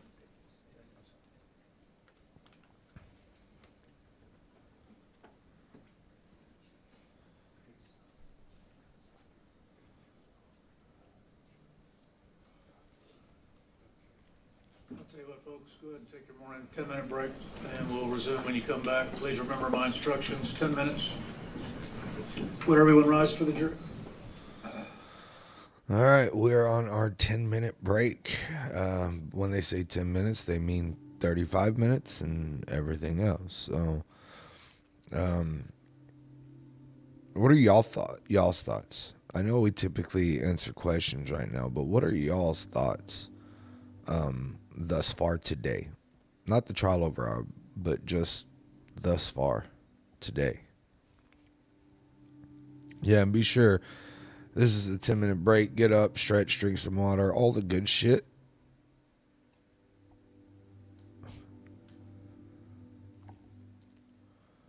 Decent, compelling testimony. I haven't seen it ever. But most compelling.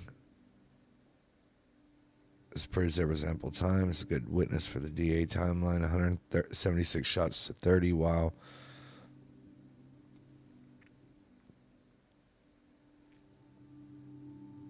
Mind blowing. They went with the alternate.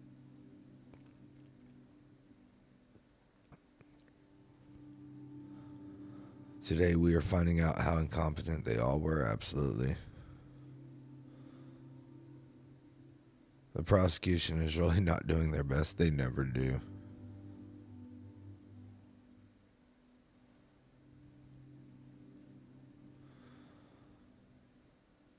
I finally feel like this is concrete enough for them to have it stick. I think this guy's good for our side. Shows how many shots they could have stopped if they acted. Absolutely.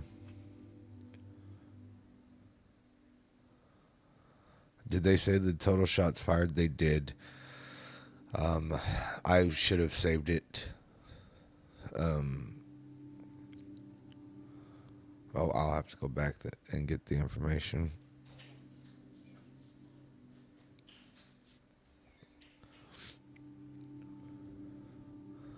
This could have been stopped by so many and they didn't do shit.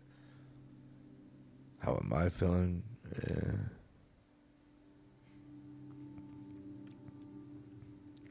JC got it. Puff. It's in the Discord.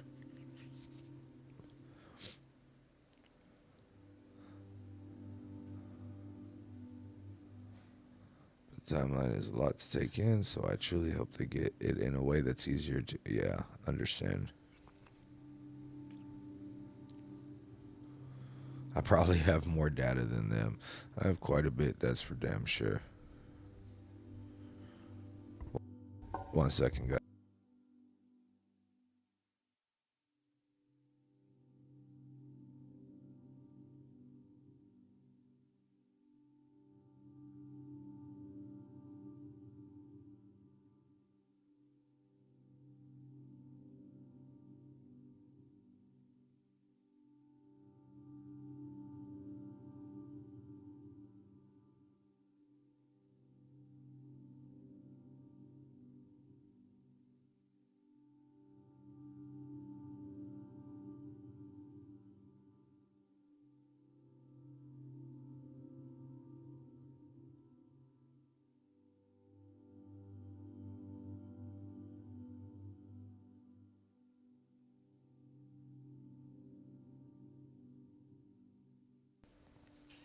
Let me see here. Sorry about that, guys. I'm going to be off camera for just a little bit. We are on the tube as well as at Carl0524.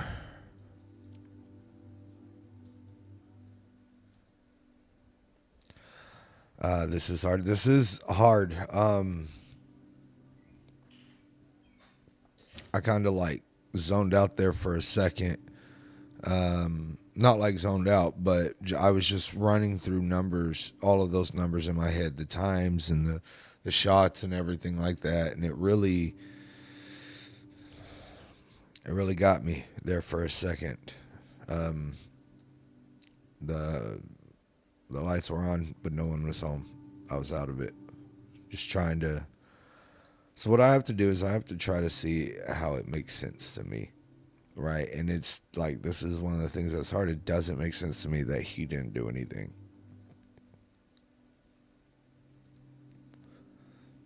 It doesn't make sense to me that the doors were unlocked. It doesn't make sense to me that we allow 18-year-olds to own these weapons. It doesn't make sense to me that we allow ARs. So it's going through a whole bunch of. Is it more beneficial for Brett to watch here or on the tube? I'm trying to get the tube up because TikTok, as y'all have seen, it keeps fucking me over. They keep turning off gifts. They keep turning off visibility and all of that. So.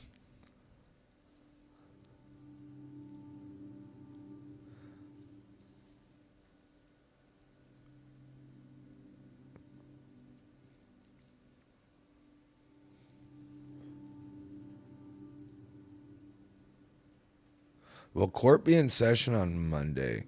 I don't think so. It shouldn't be. It's federal. I don't know. Mods, did we ever find out about that? I don't believe so. Did I say the shooter was 18? So he had turned 18 8 days prior to doing the shooting.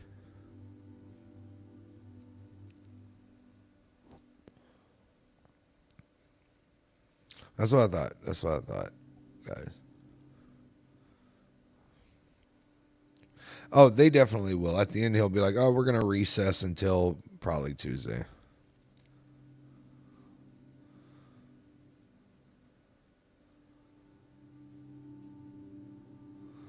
Laws should have been changed in 99 when Columbine happened. Yeah, absolutely.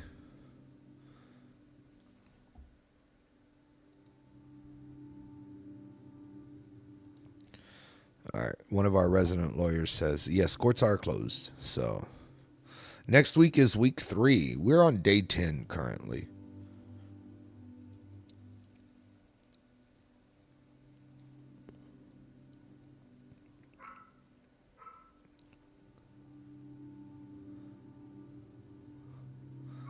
Thank you so much to coming over to the tube. I appreciate that so much.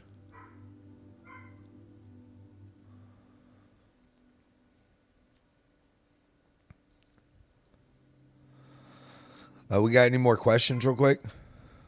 What was the killer's motive? I don't know. I never got the chance to speak with him.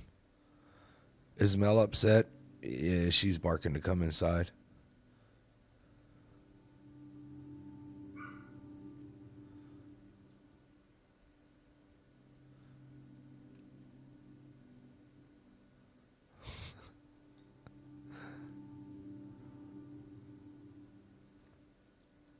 What's the max sentencing he can get for this? Was it 29 count, 58 years?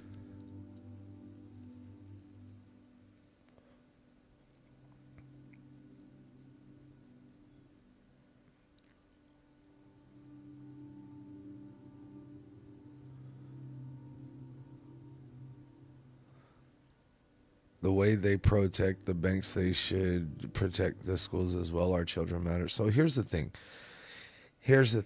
Armed guards, what that does is increase the death in the school by 2.83 for every officer, right? So we shouldn't. We don't need to put armed guards in these places. It doesn't work. More people die. But what we need to do is limit the access to the firearms. No firearms, this couldn't have happened.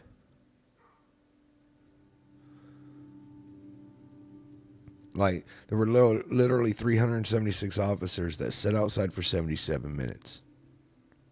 We don't need armed guards. We need to do something about the laws.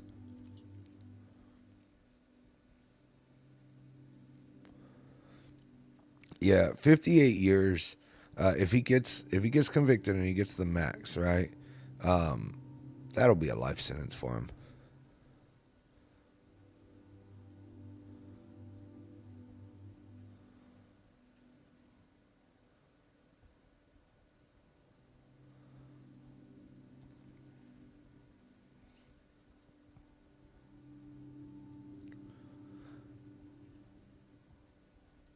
What are the charges? So I don't know if y'all can see it on the bottom of the screen. It just went by. There's 29 counts of child endangerment and abandonment.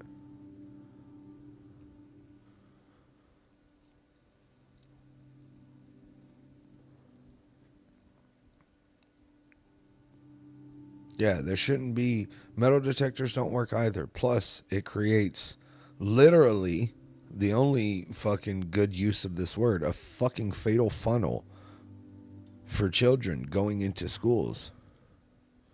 You know what I'm saying?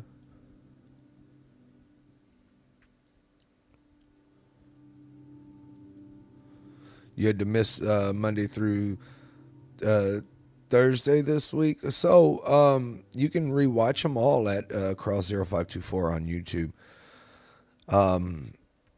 There's been some shit this week.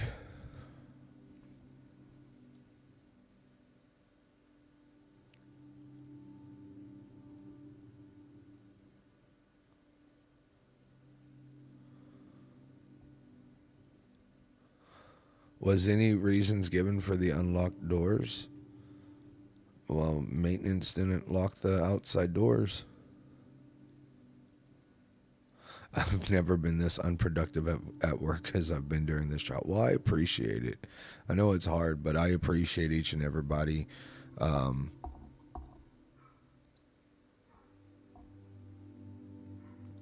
Puff just wrote your message. I'm on board. Have any of the lawyers in here said how they're feeling about the case at this point? Yeah, typically during the lunch break too, they'll come up and talk.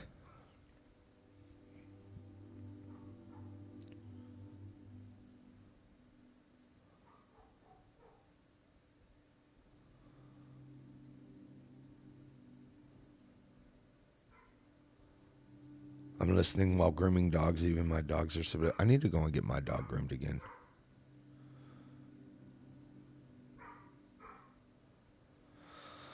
Locks didn't work for room 111. The locks worked on the outside doors, though.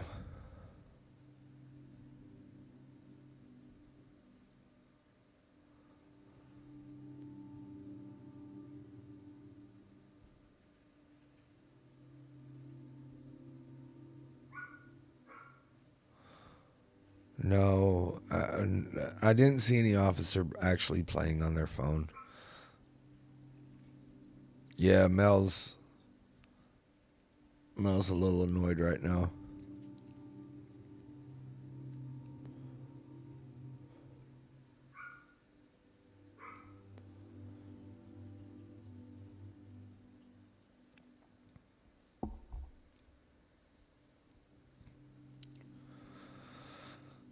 Is it 29 counts for all the children in both classrooms? Yes, it is.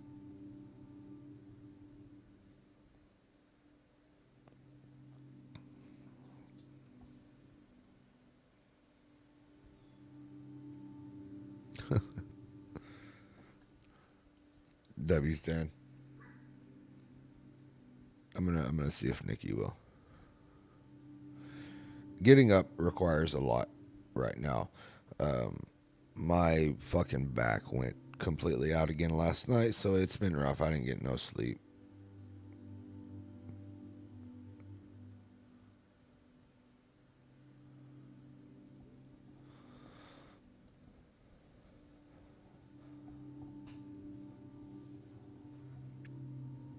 Any teachers or adults killed? Yeah, 2.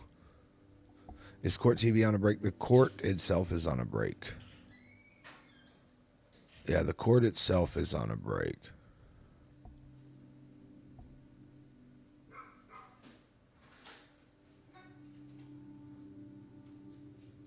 For how long? They said 10 minutes, so we don't know exactly like how long.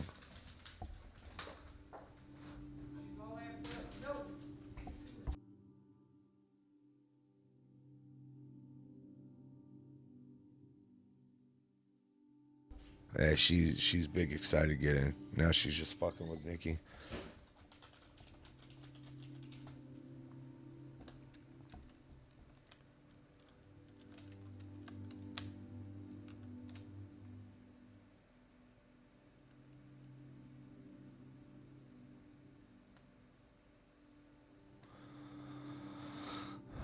Let's see. Are the doors between the classrooms unlocked? They're supposed to be, I guess, but they didn't because one of the teachers was going back and forth, which shouldn't matter, within the class.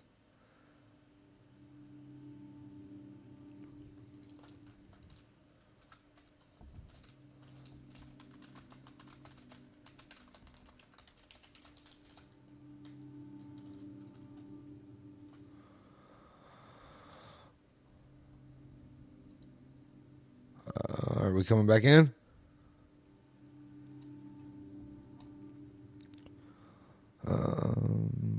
Let me see here.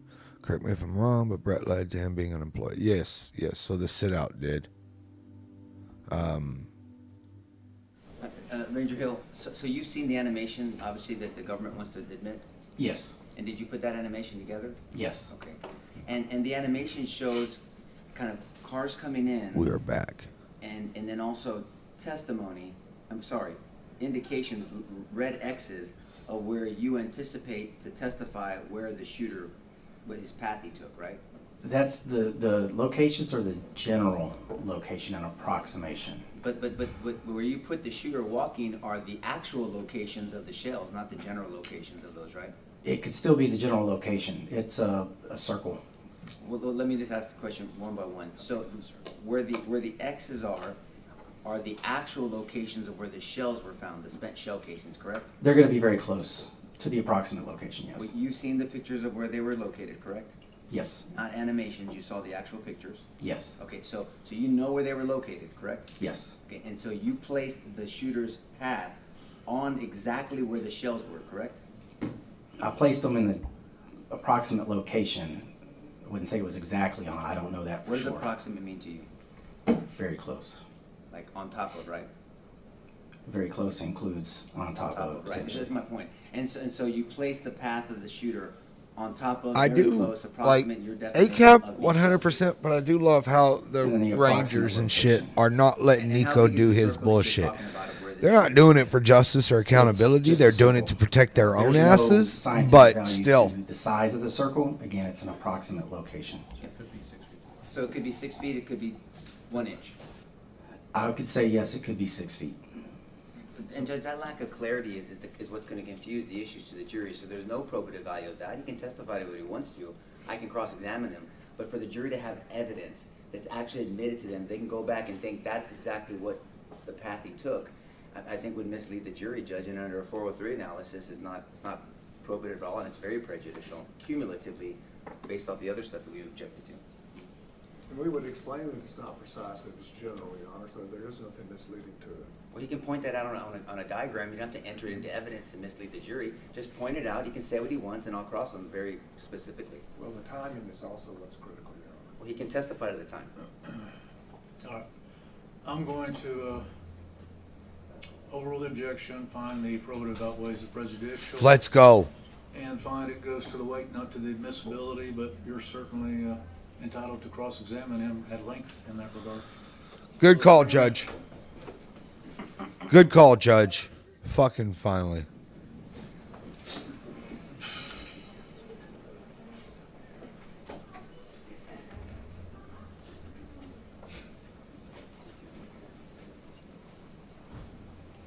What are we doing now?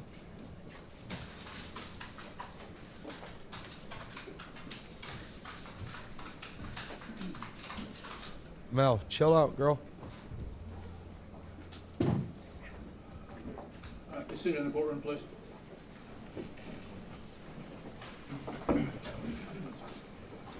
Okay. We may proceed based upon the ruling the court has already made. Mr. Turner? Thank you, Your Honor. And so, this animation that we're about to play, that is your rendition, is that correct? Yes. Based on the funeral home, Robb Elementary, dispatch, is that correct? And the body camera video, yes. And is Amy Marine's 911 call on there also? Yes. This one, yes, it is. Okay. Because in the background of that, can you hear also officers dispatching? Yes. Okay.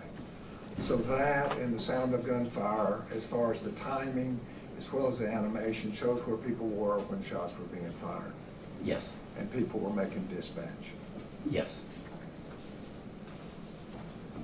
Asked to play exhibit 1045. It was admitted, I believe, outside the presence of the jury, asked to be admitted from the jury. Yeah, I've admitted it outside the presence of the jury, so subject to the objection already been overruled, you may proceed.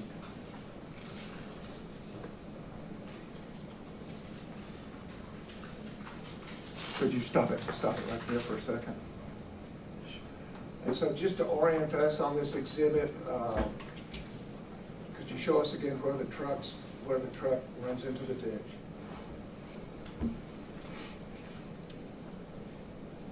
Approximately this location.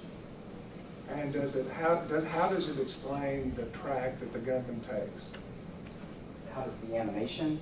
Uh-huh. There is a circle depicting the shooter, and the movement of the circle is based on time distance observed from the surveillance video here. So from point to point and how long it took for the shooter on the surveillance video to go from point A to point B, the animation draws out the pace at which And what color is that animation in? red.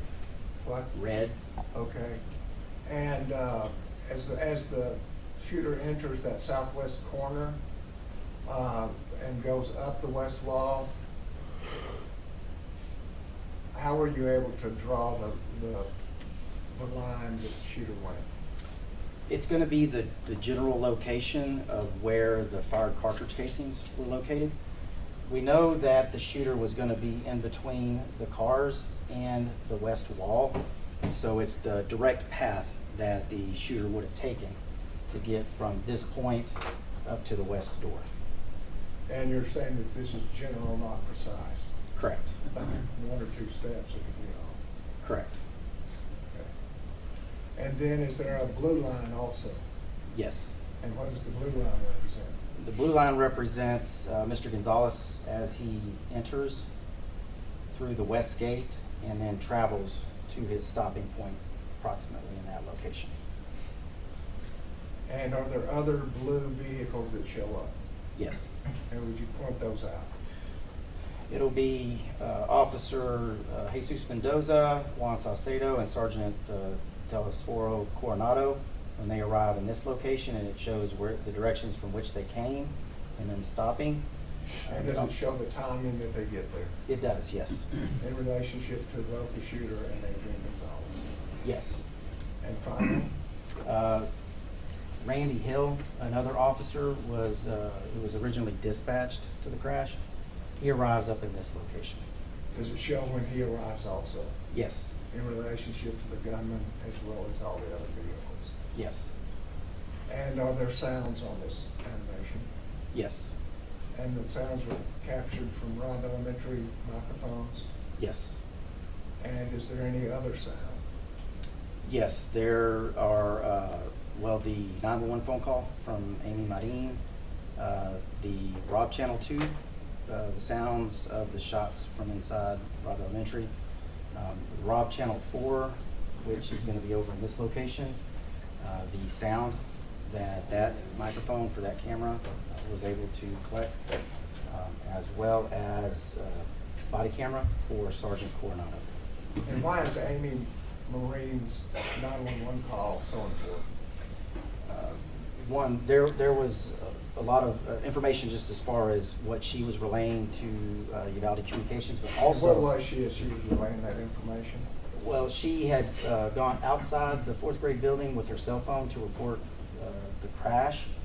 And then once the shooting began, or shortly around that time, she comes back through the west door, and you can hear her 911 phone call through the 911 recording, as well as through that 911 recording, you can hear certain elements of radio traffic in the background from some of the officers because of the And way that radio traffic previously identified as coming from Adrian Gonzales Yes, is some of that. correct. Where we play it now, Your Honor. And if you'll just sit, I'm not going to interrupt it. All right, proceed.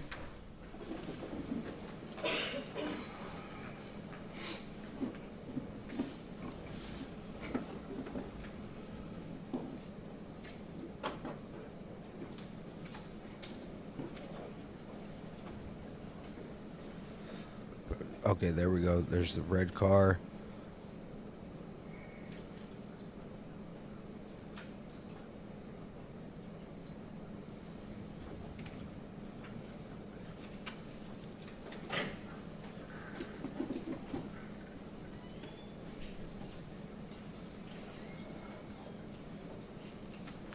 Waiting to see, waiting to see.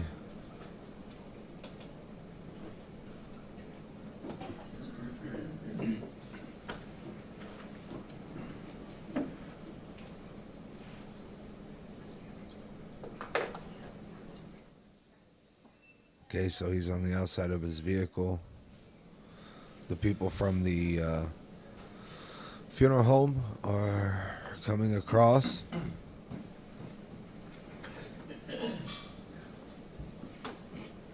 They'll get fired upon here in just a second.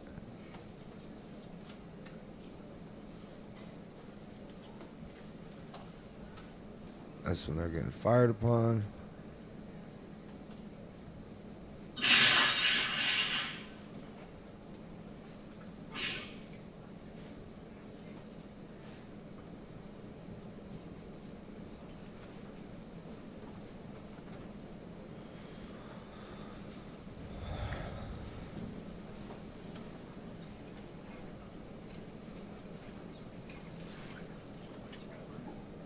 About to hop the fence.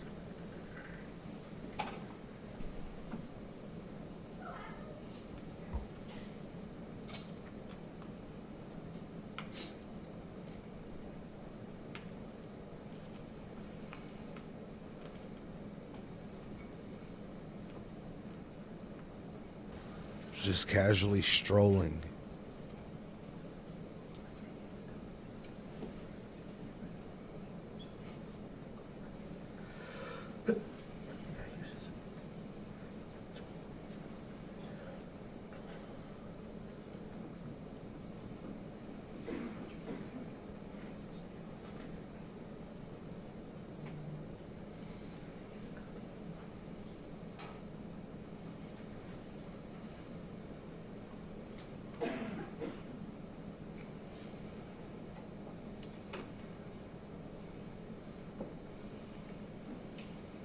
You see how slow that is?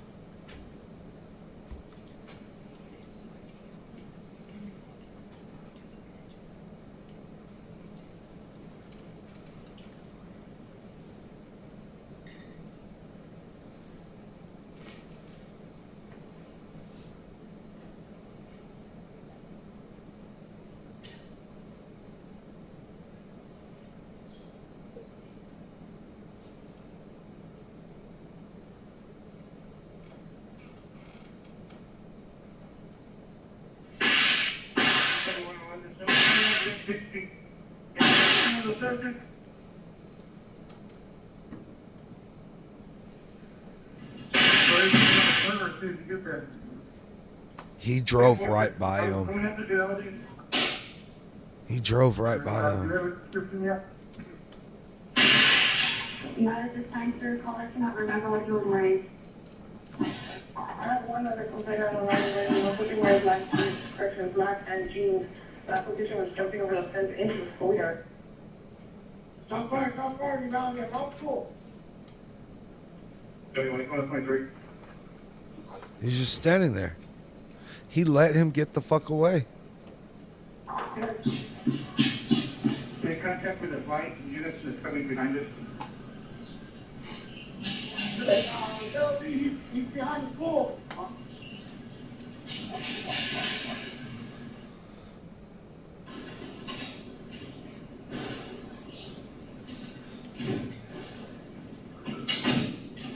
It's over, guys. It's over. Stop firing. Stand back. We got fired. Stand back. He's still just standing there.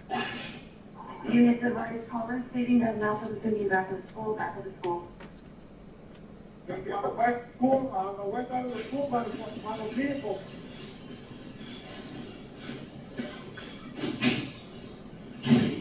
We're wearing all black, all black. He's still there. He's about to make entrance into the classroom. This whole time, he was right there.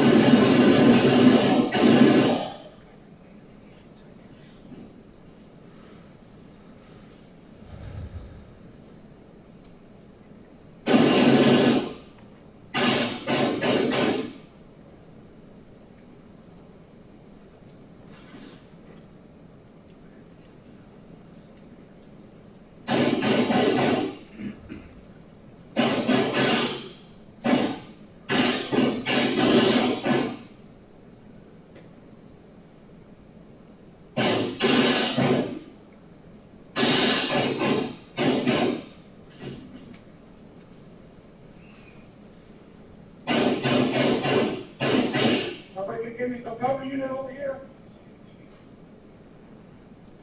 Go back to the gym.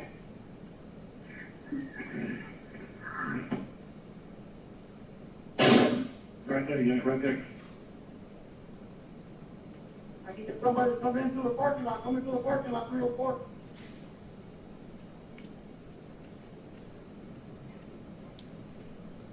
He just sat there and fucking didn't do a goddamn thing. One of those shots killed my baby while this piece of shit was just standing there.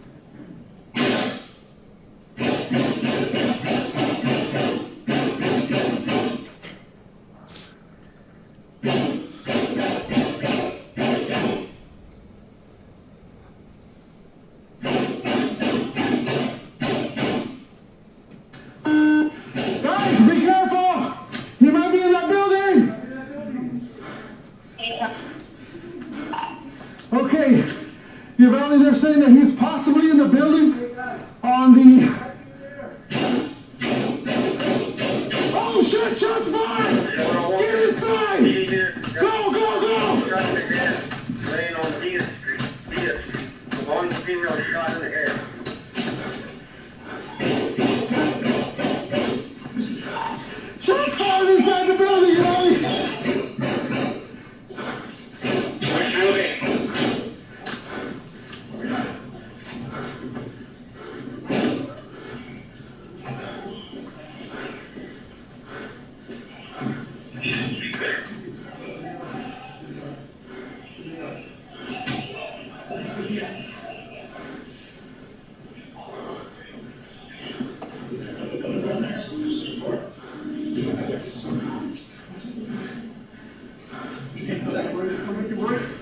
so far.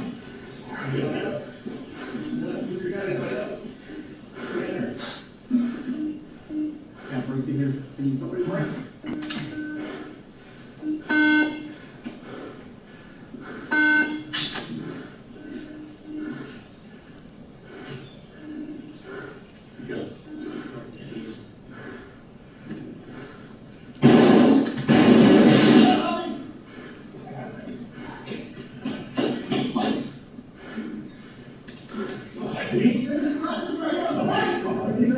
Take cover, guys.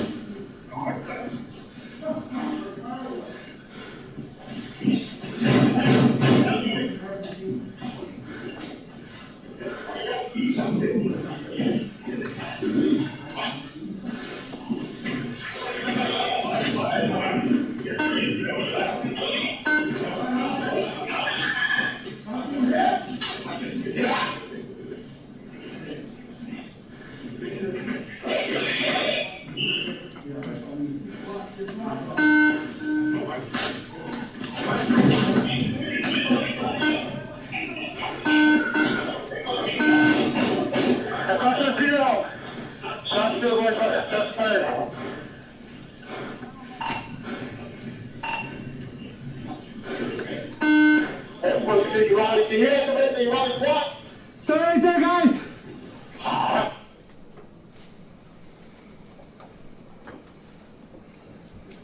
I've never seen that before.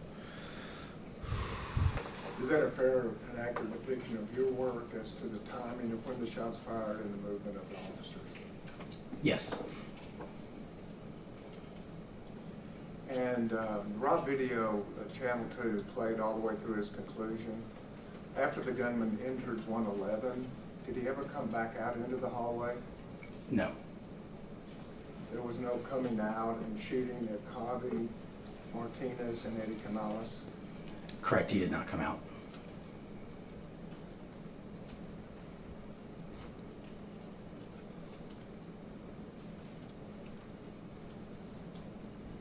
I want to talk a second then about the other individuals in the case. And let's start again when Adrian Gonzales arrived.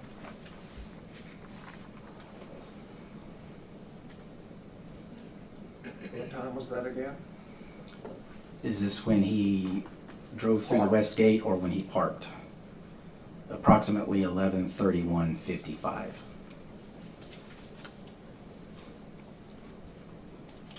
And Donald Page, did you represent him in the animation? Yes. Was he the second blue car that drove by and parked by where Adrian Gonzales was? Yes. What time did he park?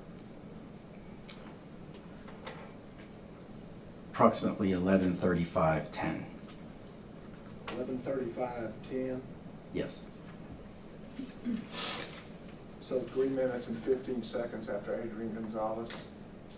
Approximately. And then when did the two enter? Page entered at 11:35, approximately 11:35:46, and Mr. Gonzales entered at approximately 11:35:48.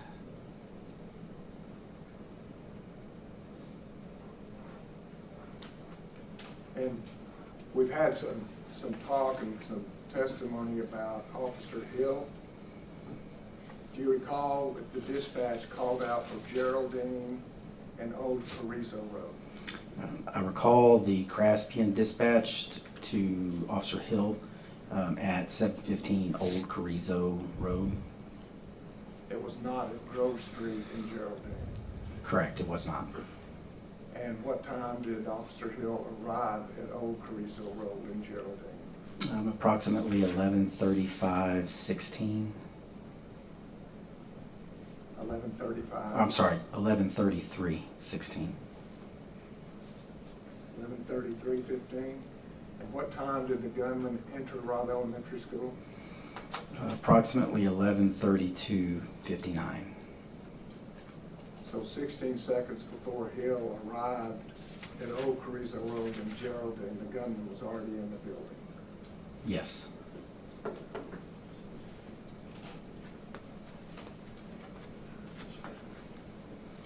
I know it's on your animation, but Where would that whole Carrizo and Geraldine be?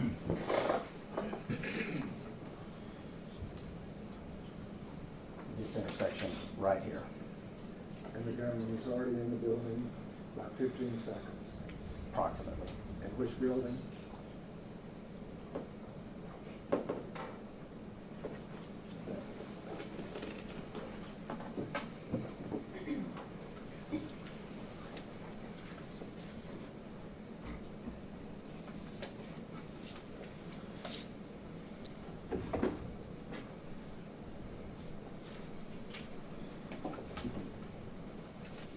And then we have the three officers that arrived, is that correct? Correct. And that would be Coronado, Salcedo, and Jesus Mendoza. Yes. And you showed that they arrived when the gunman was about halfway up, is that correct? Correct. And then shots were fired. Yes. And then do we see, when shots were fired, do we see Sergeant Coronado act? Does he engage in activity to stop the gunman? At that particular time, Sergeant Coronado, he had arrived at the intersection. He and the other two officers were there for a short period of time. And then as the shooter was entering the fourth grade building, they went back to their patrol vehicles and relocated to the northeast corner. So it wasn't inaction, it was action. Correct. He was relocating to another area of the campus. They didn't fail to act, they acted. Correct. And was Coronado followed by any other police units? Yes. Who was that? Officer Jesus Mendoza and Officer Juan Salcedo. So they did not remain at that intersection? Correct. They followed Coronado to the north end? Yes. And as far as to where they went, would it make sense to fan out to find the gunman? Yes. And did Coronado continue to act by jogging to the area that we saw? Yes. And when he heard shots, what did he say? He said, oh shit, shots fired, and began running faster towards the fourth grade building. He acted Correct. within seconds of hearing the gunshots, Correct. and he went into the building. Judge, I'm just for the record, I want to note that I don't mind him leading his own witness, but I just want to put that on the note that I acknowledge it and he can lead all he wants because I'm going to take care of it after a while. Okay, proceed. And finally, as to Salcedo, I just want to ask some questions. Thank you for reminding me. I don't want to leave. Yes, sir. Tell us where Officer Salcedo arrived, please. He arrived at when he first arrived at the school, Yes. at the intersection of South Grove Street and Geraldine Street. And what was the distance in general terms from where he was and the gunman? I didn't take a specific measurement on that. I did look at it using a Google Earth measurement, and it was approximately 130 yards. And was the gunman, would you tell us whether he was stationary or moving at the time? He was moving. There could have been moments of where he was standing stationary, but he was making progress going north along the west wall. And tell us if there were any obstructions between Salcedo and the gunman. There were vehicles in the parking lot. Depending on where the shooter was standing at the particular time, there were some vehicles where there were parking spaces that were free. So depending on where Salcedo or Officer Salcedo was positioned behind his patrol car and where the shooter was at that particular time, there were vehicles that were in between Salcedo and the shooter. And what does backdrop mean in regards to an officer shooting? It's what's behind the target at which you are shooting. In this case, there was the fourth grade building with windows in it that would have been behind the shooter from the position where Juan Saucedo was parked. Okay. And Adrian Gonzales, where he was during this time, was he in a position to see the shooter? When he pulled through the west gate and into the west lot, there was a point at which we no longer see his vehicle. So I had to look at where I was able to last see him traveling in the school, on the school grounds, and where his vehicle came to park, which is how I arrived at the estimated or approximate time when he had parked. His movements after that, I didn't have any access to video or anything that could actually place him in a particular location. But have you heard the concept tunnel vision? Yes. Tell us what that is. Usually under a high stress situation, the way the blood collects and pools in your body, it can affect your vision by creating a tunnel vision, which is narrowing of your vision, and that's to help you focus more of your attention on either, in this particular case, a threat or something that is threatening to you. And it's difficult to maintain a view of what's in your periphery when you experience tunnel vision. Periphery being along the outsides. Correct. And auditory exclusion. It happens also with high stress situations where for a moment of time you don't hear what's going on, and that's again to help the body prepare to defend against a particular threat. So there'll be a period of time where either you don't hear it at that moment or you won't recall it a short time later. So you may have heard it but don't recall it when asked. Correct. In this case, from when Adrian Gonzales parked his car until he got on the microphone saying shots fired, how much time had passed? From the time he parked until the time that he got on the radio to acknowledge, approximately 14 seconds. And it was in regards to shots being fired? Correct.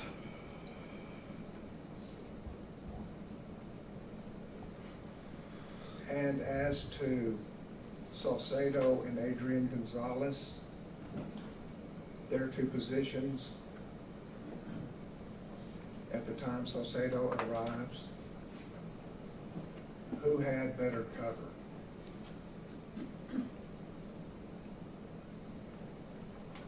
Mr. Gonzales. Why did he have better cover? The brick of the fourth grade building, if the threat is not there in view shooting at you, but you hear the gunshots, you know that the gunshots aren't happening where you're at. And if an officer were to move towards the fourth grade building, the brick of the building would provide cover. And as to concealment, Adrian Gonzales and Juan Saucedo, who had better concealment during that period of time? Mr. Gonzales. And what is concealment? Concealment is where you can hide yourself or be hidden. However, bullets or projectiles can still perforate or go through what you are hiding behind. And from the southwest corner, behind cover, toward where the gunman was at that time, what would be the backdrop? That would be the west wall to the fourth grade building, as well as the windows on that west wall. Is that from Saucedo? Correct. And from the southwest corner of the building, let me show you.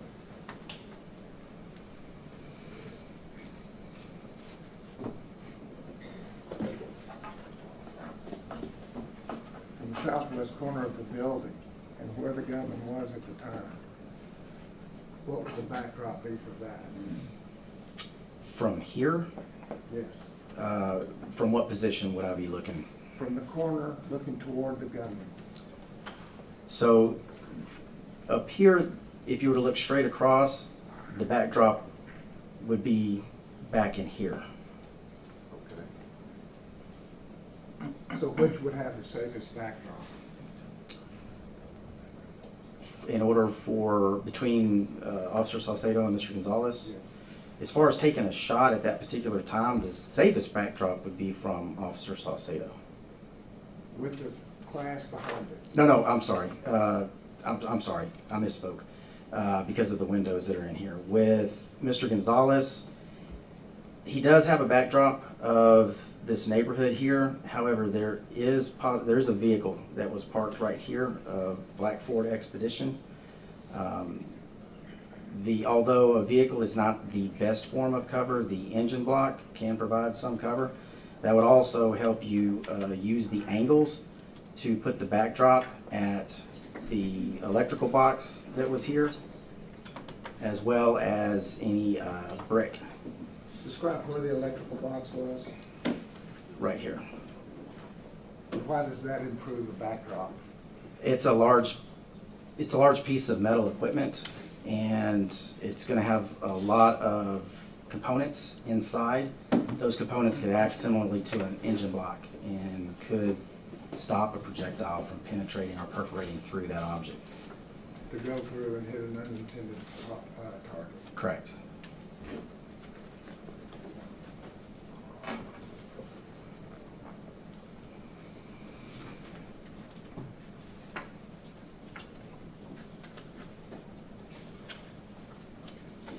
An active shooter, the firing of the gun directs a police officer to do what? To go to the shots For what purpose? to stop the killing. And is there a second prong to active shooting from stop the killing? Stop the dying. And so, if somebody is in 111 and 112 firing, an officer's obligation under active shooting is to stop the killing and stop the dying? Correct.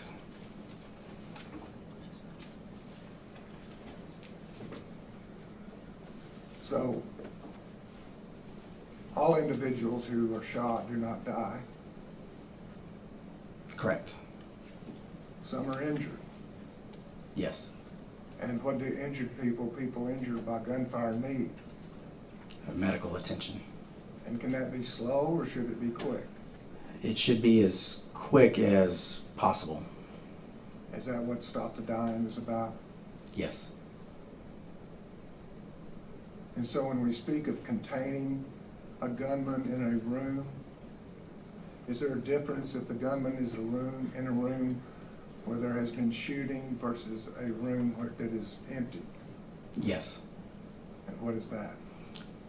If a shooter is in a structure or a room where there has been active gunfire, that is synonymous with killing. And you have a responsibility as an officer to go ahead and address that because it's still an active threat. There could still be active killing. And in active shooting, is there also a priority of life scale? Yes. And what is that? You have the civilians is the high priority, law enforcement, and then the suspect or the shooter themselves. So the officer is supposed to be a priority to this innocent civilian, Correct. then the safety, and finally the gunman. Correct.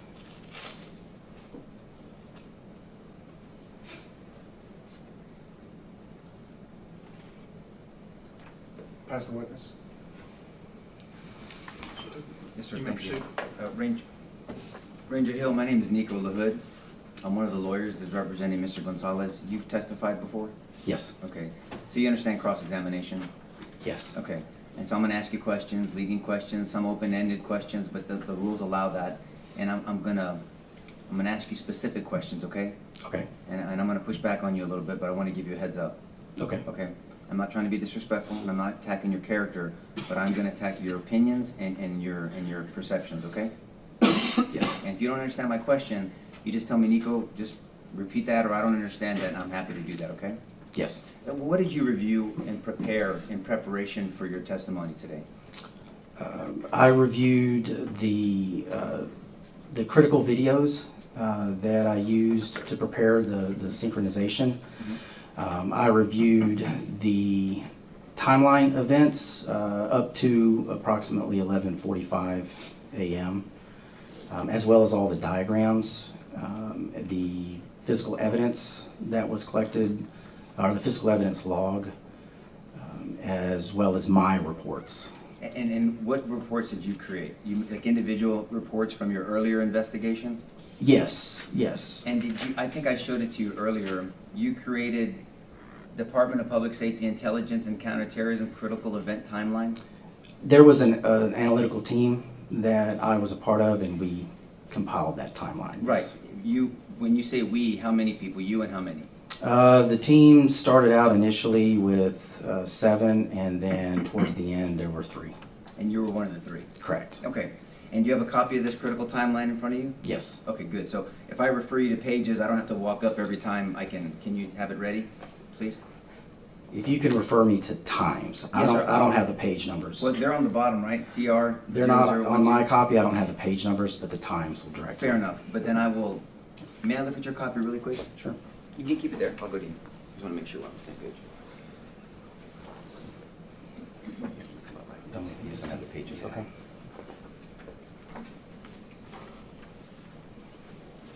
And so you said initially you weren't responsible or assigned to putting this timeline together initially, right? Correct. You did some interviews. Correct. And one of the interviews was of Gilbert Limones. I interviewed Cody Bersanos.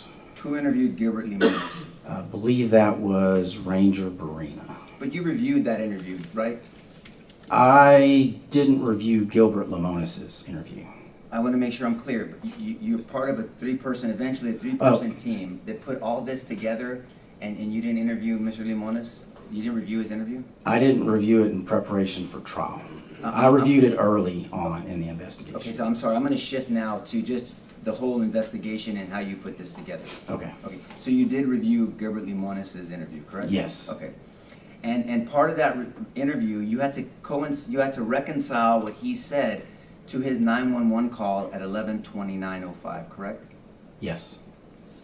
And so if you can refer to 11:29:05, please. For the government, it's page 11, but I don't know if you have numbers. Bill.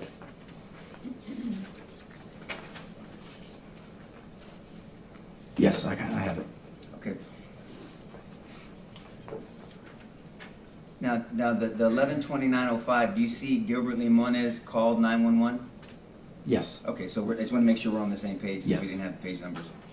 And you can see in third paragraph, he says a lot of information to dispatch. Would you agree? Yes. And he says that there's someone shooting at the school, specifically. Third paragraph. Hurry, hurry. Oh, yes. He's shooting at the school, not around the school. He's shooting at the school. And as you know, as a ranger and an investigator, at means something different, right?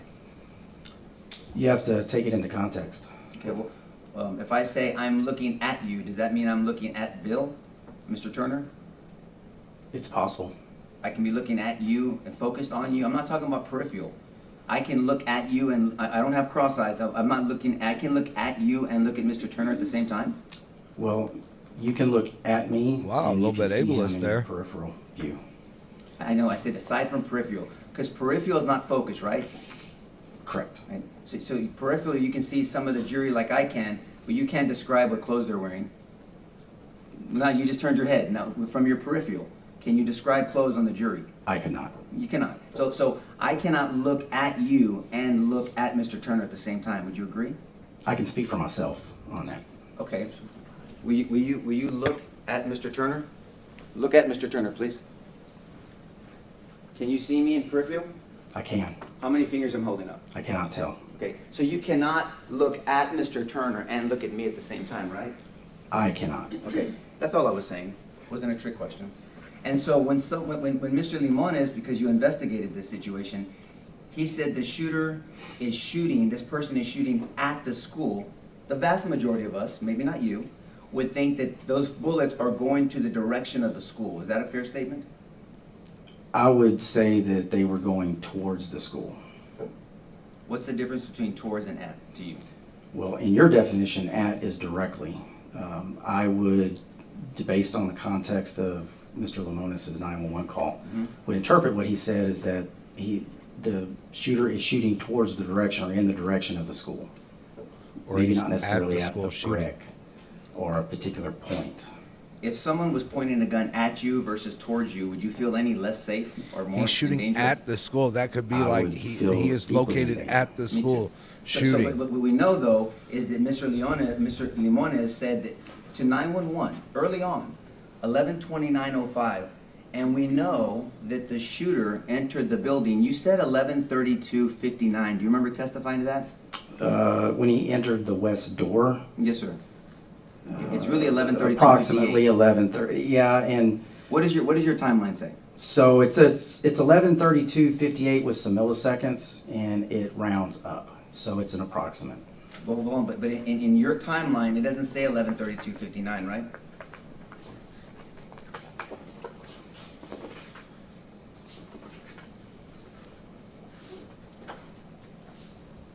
Nico pisses me off so It fucking says much. 11:32:58, but there were milliseconds on the back. Real quick, does it say milliseconds on your report? No, I took the milliseconds off, and the exporting program rounded up. But you testified to this jury, and it's a second, but it matters because time is of the essence. That's been It's a the theme millisecond. for this jury. So, but your report, your timeline says 11:32:58, correct? Correct. Okay, but you testified to this jury was 59. I testified it was approximately. Okay, but if anybody's looking at your timeline, it says 11:32:58. Correct. Okay, so but we'll go back to 11:29:05. So 11:29:05 is almost 4 minutes before the shooter even enters the building, right? Almost, since we're approximating. Approximately, Let's yes. approximate together. Okay, so at 11:29:05, Mr. Limones is telling a dispatcher that there's an individual shooting at the school, correct? Correct. He also said he jumped into the schoolyard, so now he's shooting at the school, and now he's on the school property, correct? Yes. And then he says he's running toward the school, right? Yes. And does it give a description of what he's wearing?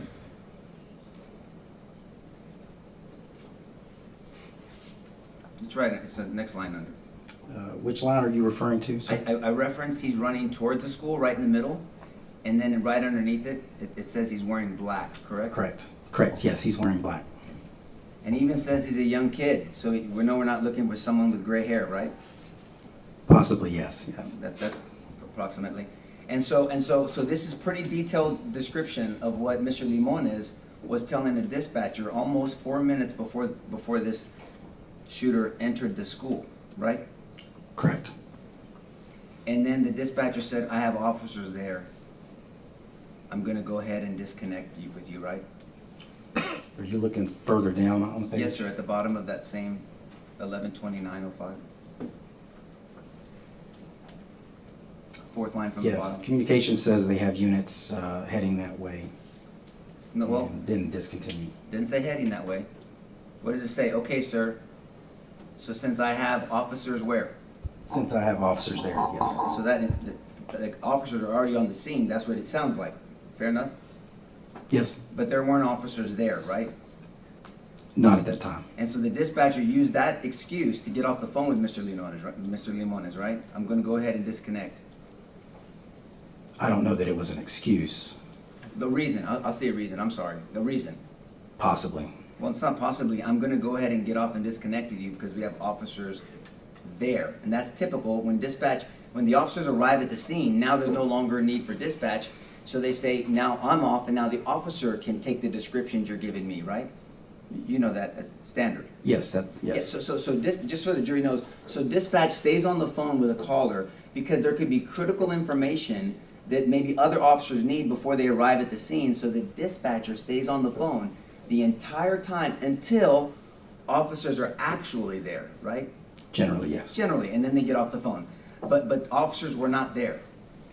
Correct. So you agree that the dispatcher probably should have stayed on the phone with Mr. Limones? Yes. Okay. And then 5 seconds later at 11:29:10, that's when Amy Marin calls, correct? Yes.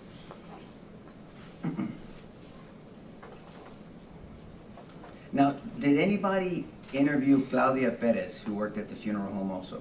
I did. Okay. And you know that Claudia Perez, during the interview, told you that the shooter squatted down between vehicles, correct?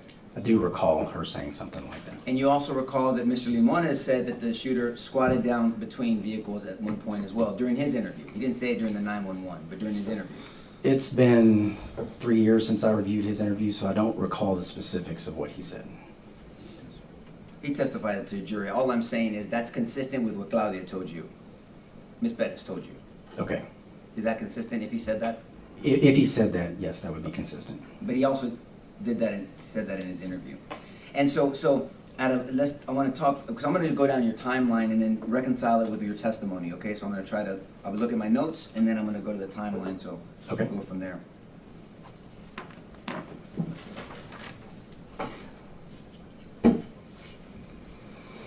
Now, based off of what Mr. Limones said in his 911 call, that's not the information that was dispatched, correct? Not all of it. Well, what was dispatched? Do you remember? Well, it was dispatched as a crash initially. Right. But that was as a result of Amy Marin's 911 phone call. And then around the same time, Gilbert Limones had placed his 911 phone call. I'm saying the specifics. The specifics of what Mr. Limones notified dispatch on at 11:29:05, wearing black, shooting at the school, running towards the school, all those important critical details were not dispatched to law enforcement, correct? Not at that particular time. That's what I'm saying, but that's pretty important. If you would agree with this statement, right? If somebody's calling in saying, right now, there is someone shooting at a school, and they're running towards the school, and there's a description of this individual, so officers can know what to look for, that is critical, and time is of the essence in order to save lives. You agree with that, right? Yes. And that wasn't done. Fair statement? Not at 11:29:05, which was the beginning of Mr. Limones' 911 phone call. Obviously, the transcription here, Yes, sir. to get every sentence, we don't have each second. And so it starts with the phone call. I do know that approximately 30 seconds after that, I do believe Uvalde Communications did relay information about a person with a gun. Yeah, but not the specifics that I went over with you, right? I remember they're saying that they're with a gun initially, and then eventually wearing black clothing. But eventually it gets people killed, right? It depends on Yeah, the Adrian. passage of time, how much time I know that. has passed. Eventually can potentially get people killed, right? If you wait and eventually relay important critical information, it could get people killed in a situation like this. It's possible depending on how much time passes by. I understand. I'm giving you a general question. That's why I said eventually. It's possible. And so let's go back to our timeline, or your timeline. And just before we get back to the timeline, you just compared an Apple phone to the funeral home, and you just, I mean, like right now my phone says 11:45. We just assume that Apple's correct, right? The way that Apple does their time synchronization, it's very accurate. That was initially the way I approached the synchronization, but I did use another synchronization method to help narrow down or tighten the time. I'm just saying, but this is how you started with an Apple phone, and then just kind of comparing it to what you saw on cameras, right? And At the very beginning, yes. sir. And so let's go back to your at 11:29:32. That's when you you notate that there's the shots fired at Gilbert Limones, correct? And Cody. And possibly Albert Vargas. Because he was the person that was in the residence that came out as well. Correct. And you say possibly because did anybody interview him? I believe he might have been interviewed, but I do not know that. It didn't make your timeline though. His interview didn't. I got it. Or nothing about his interview.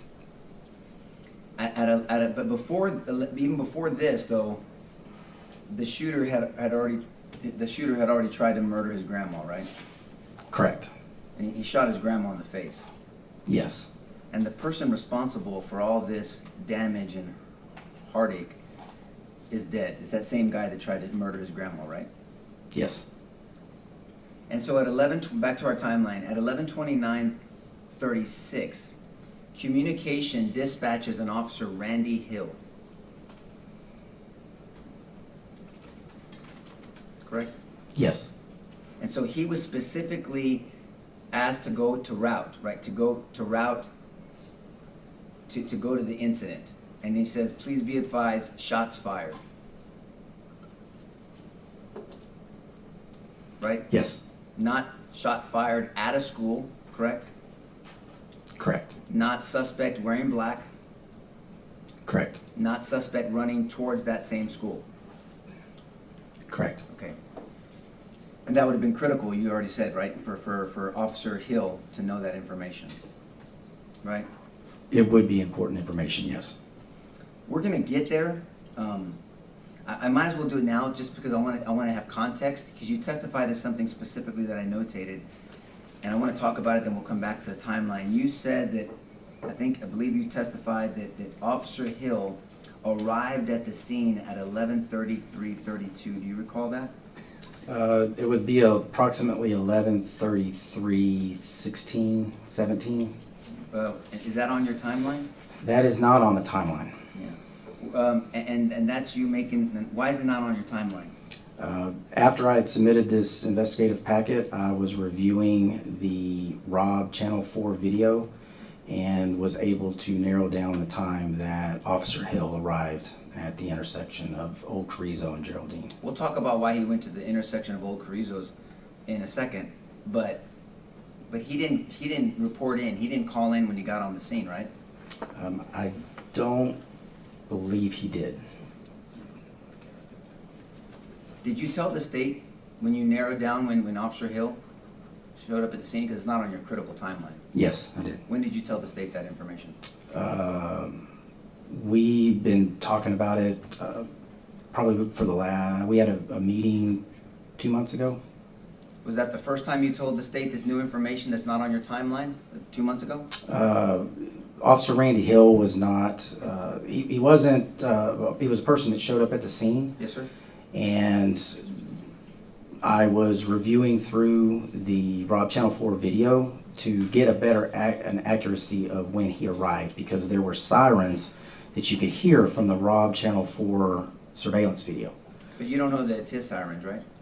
Well, when you see a vehicle with emergency lights flashing arrive at the intersection, and then just a few seconds later, and he's the only one, a few seconds later you see Sergeant Coronado's dash cameras show that vehicle in the intersection. So you said a lot there, because I want to break all that down. So when did you see lights arrive at that intersection? As far as... what video did you see that on? Rob Channel 4. Rob Channel 4 meaning what? There's the Rob Elementary surveillance video, the Channel 4 camera. And what view is that showing? That shows the East Breezeway. East, that's a breezeway where Coronado was running down with Arredondo, right? Correct.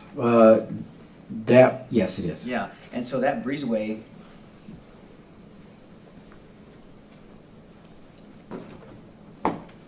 you're talking about this breezeway, right? Well, then that's not where they ran down. They ran down over here. They actually came from this location. I'm talking about. And ran down. No, there's the video camera's going to be up here. Okay, so you're saying, Nico's like, no, he's like, no, this is where it's at. Fuck you, Nico. Yes, and they also ran down this. Yes, sir. They ran. This is the breezeway I was talking about. So you're saying, and so where was Hill parked? So Hill's dispatched to this incident, and he parks over here. Yes. Okay. I mean, And still so- a and so cab, on but your timeline, fuck yeah, it fuck shows Nico. At 11:33:22, that he is standing by his car, right? Correct. He's not acting. Hill, he's not doing anything. He's standing by his car. He's exiting his car. He had Well- just arrived at that intersection. Well, you're assuming that, right? Oh, I know when he arrived. Well, you weren't there. I can see it on the Rob Channel 4 Okay, video. but what I'm saying is, but let's go step by step. At 11:33:22, when Coronado, because the jury's seen this. Get him. Coronado's driving, and we'll talk about why he went around. You see him standing there. He's not exiting. There's 4 legs. It looks like there's 4 legs by his vehicle, right? He could have been standing momentarily. Well, that's what I was asking you initially. At 11:33:22, your timeline says that he is standing by his vehicle, right? Correct. Later on, what made you focus on Hill to go back and look and to correct this new information that you told the government 2 months ago? The sounds of the sirens that were captured on the Rob Channel 4 video that was in the breezeway on the east side of the school were very loud. They were louder from that microphone than what the sounds of the sirens that would have come from Officer Mendoza's, Officer Saucedo's, and Sergeant Coronado's vehicles as they were pulling up to the intersection of South Grove and Geraldine. I was curious if I could find out where those louder sirens that were captured on the Rob Channel 4 camera, where they were coming from. And I knew that Randy Hill and Justin Mendoza had arrived at that intersection. Okay, and you said a lot, and I want to dissect it all, right? Did you tell the government that his arrival was not on your timeline? I don't recall us having that conversation. But you told them that there's new information. You said, what conversation were you having about this then? What did you tell them 2 months ago? I'm really trying to get a feel for that. Well, it's not new information because the video had been existing the entire time. Well, this is a And critical. delivered to the defense 2 years ago. Well, hold on. Well, that's, They've had the video for over 2 Okay, years. that's not an objection, let's proceed. Yeah, I mean, figure it out, I guess, right? So this is a critical event timeline. What does critical mean to you? A critical event, What, I didn't ask that. What does it mean to you? Give me a definition, please. a very important event. Very important event. So everything in this timeline is important. At the time the timeline was created, yes. That wasn't my question. Everything in this timeline is important, just in general, right? Objection, that's been asked and answered. I'm not even gonna respond, Judge. So everything in this timeline is important, right? Yes, Okay, and that's- specifically at the time the timeline was created. And so in your important timeline, you notated that Officer Hill was dispatched to an incident where he was advised shots were fired at the school, right? Yes, And that was at 11:29:36. yes, Almost 3 minutes before the shooter enters the building. Are you talking about from 11:29:36? To 11:32:58. Approximately. So it's a little bit more than 3 minutes, right? It's a little bit more than 3 minutes. I was rounding down, right? Approximately, yes. And so instead of going to the school, Like, he Officer keeps Hill goes to a answering. corner. My understanding when I looked up Listen to my question, please. You can answer. I'm going to let you talk. I've let you talk a lot. But my question was, after being dispatched to a school, and a school where there were shots fired, he goes to a corner, yes or no? he goes to a corner of 715 Old Carrizo Road. Yes, and that's a corner. Correct. And he was standing at that corner. Momentarily, yes. Well, you know he enters through the east door at 11:54:58, right? Yes. So he doesn't enter the building. He's dispatched before, more than 3 minutes before this animal enters the school. But doesn't enter the building for almost 25 minutes later? That's correct. Let's go back to our timeline. So now we're back in our timeline, and so you looked at the scene, and we're gonna go through your opinion of your animation, because that animation is just your opinion, right? Based off what you looked at? It's not my opinion. From a time perspective, it's based on the data that I observed. Well, you know I'm gonna ask you questions about where you placed the shooter at different times, right? Correct. Okay, so the animation is not, you're not looking at a video, superimposing the video onto your animation. You're making educated guesses. It's your opinion. right? As far as what part of the video? The whole thing is your opinion, based off information. I'm not saying you're making it up. It's based off your information, right? The animation is not my opinion. I have no opinion. Well, it's your, you can have an opinion of how Well close played. someone is, right? You had an opinion on what at versus towards is. That you had an opinion about that, right? And you asked me my opinion. That wasn't my question. You had an opinion about what at versus towards is, correct? I do, yes. Okay, so all I'm saying is you have an opinion based off what the evidence shows, right? The animation itself was derived from the data Based off that, of your opinion, not based on my opinion, Okay. based on investigative analysis. which is based off your opinion. Objection, ask and answer 3 No, times. Judge, he's being tricky, and I'm trying to ask him We've had specific it to 3 questions. times, Your Honor. I know they don't like the answer, Judge. I'll overrule the objection, I'll sustain the objection to the sidebar, which wasn't made, and let's proceed. Okay, so I'm gonna ask specific questions. You can say no. You don't have to, if you wanna banter with me, I'm happy to do that too. But just say no then, okay? Is that Okay. fair? Okay. So this is based on, this is your rendition. The government asked you, it was your rendition. This is your rendition, the animation that we're gonna get to, right? Yes. Okay. So when we look at the open field and we see the shooter get out of his vehicle, because he's already shot towards or up at Mr. Limones and Mr. Briseño, correct? And possibly Mr. Vargas. Possibly, but you didn't review his interview, right? I don't know that he was interviewed. I cannot recall. He may have had important information on whether the shooter was shooting towards the school, right, and running towards the school. That would have been important. It would have been critical. Yes, Okay, but it's not in here. correct. Okay. And so while he's walking down into Robb Elementary campus, we see no spent shell casings in this open area, correct? Correct. What assumption can you make? What opinion can you have about that? Nico's floundering didn't right fire now, his and he firearm. fucking knows it. And so, and then there's no casings anywhere here, correct? Correct. And so it is safe to say that at this point he wasn't shooting anywhere while he's walking towards this area. Yes. And this is, why did you give him this loop, this area here, this walkway, and then around? When I was reviewing the Hillcrest Funeral Home, specifically Channel 2 and Channel 4 camera angles, you could see the shooter walking from the crash site over to the school.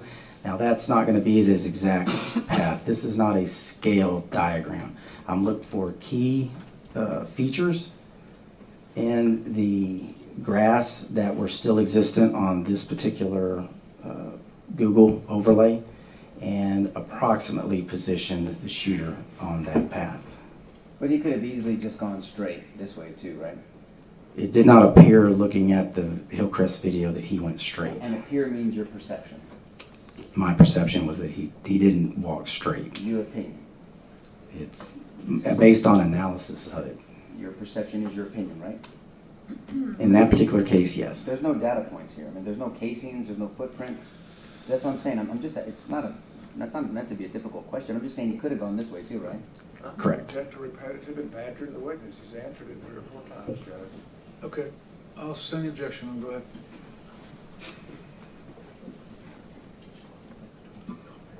Did you put in your animation that he was hiding between 2 cars? He did walk between 2 cars. Did you put that in your animation? Yes. Okay, we'll look at that. But you didn't put that he squatted down and hid between them, right? That I could not verify if he actually squatted down and hid. I do know that he walked in between 2 vehicles. Well, you knew that Mr. Limones said he couldn't be seen, right?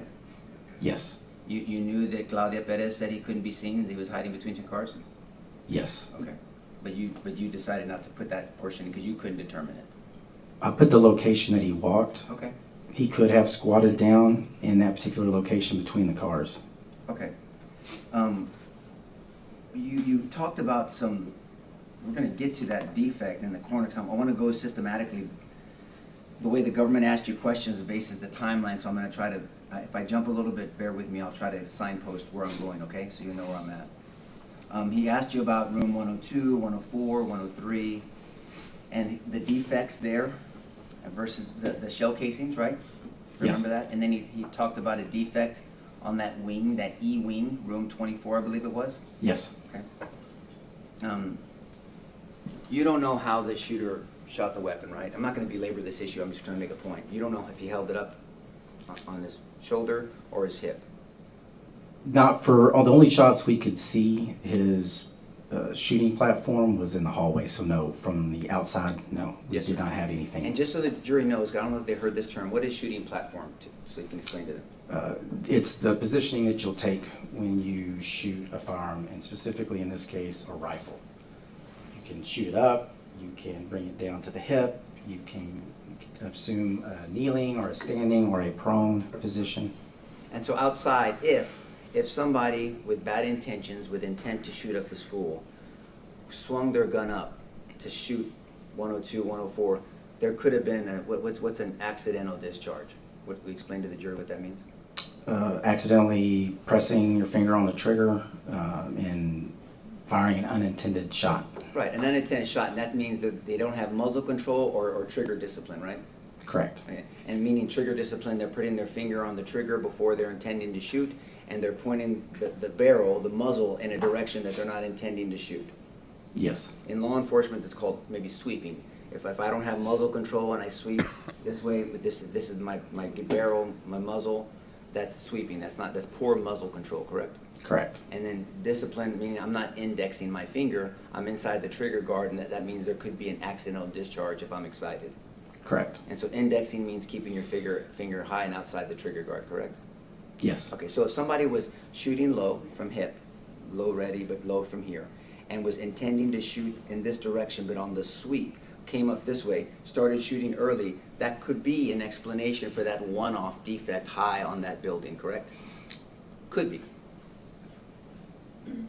Which location are you referring to specifically? The one defect that the government was talking to you about, remember that one? And that But the shots, I'm sorry, remember there's one defect high on this building? yes, I remember that one. Now, the 102 shots for the cartridge casings that were there were the same amount of defects in the window. Yeah, no, I'm not talking about that. I'm saying if somebody walks up Yes. here intending to shoot this and I'm not going to go through it again, and has poor muzzle control, bad, trigger discipline, puts his finger in accident, this could be a one-off as he's trying to swing it this way to shoot this building up. It's possible. Possible, right? Yes.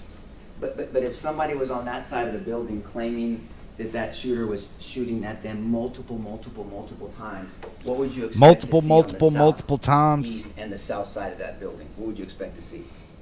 If they were shooting at them multiple times? Yes, sir. Yes, sir. Depending on Not how they were multiple. holding the rifle. Multiple. If they were using a good shooting platform or holding the rifle properly, I would expect to see projectile defects in the structures. Right, those defects meaning kind of marks, effects from the actual cartridge projectile coming out, right? Correct. Okay.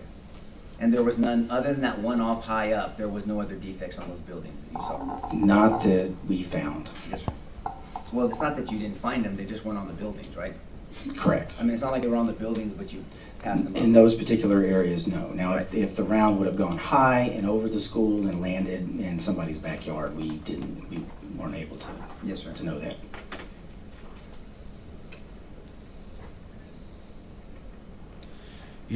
Nico has pissed me off multiple Now, at some times. point, when you were talking about, we're gonna get back to our timeline.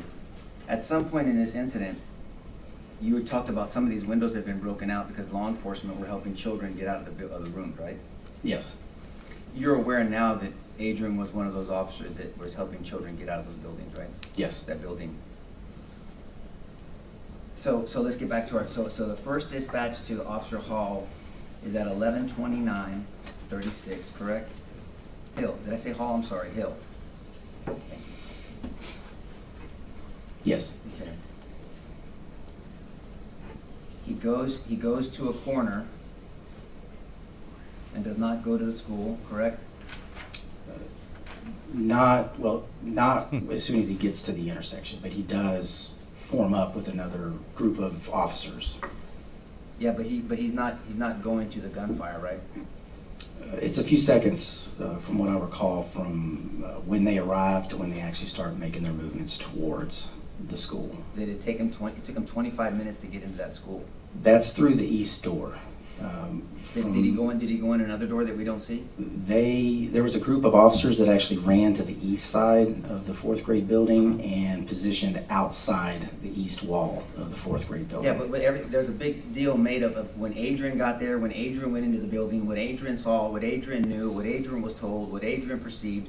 So don't you think it's only fair that we look at what other officers saw, perceived, did, and entered? Can we do that, please? Yes. Okay, so that's all I was saying. He didn't enter this building for 25 plus minutes, right? Correct. Okay, that's all I was asking. And so we'll talk about what he was doing or not doing, but he wasn't running towards the gunfire. He actually was with the group of officers running towards the fourth grade building.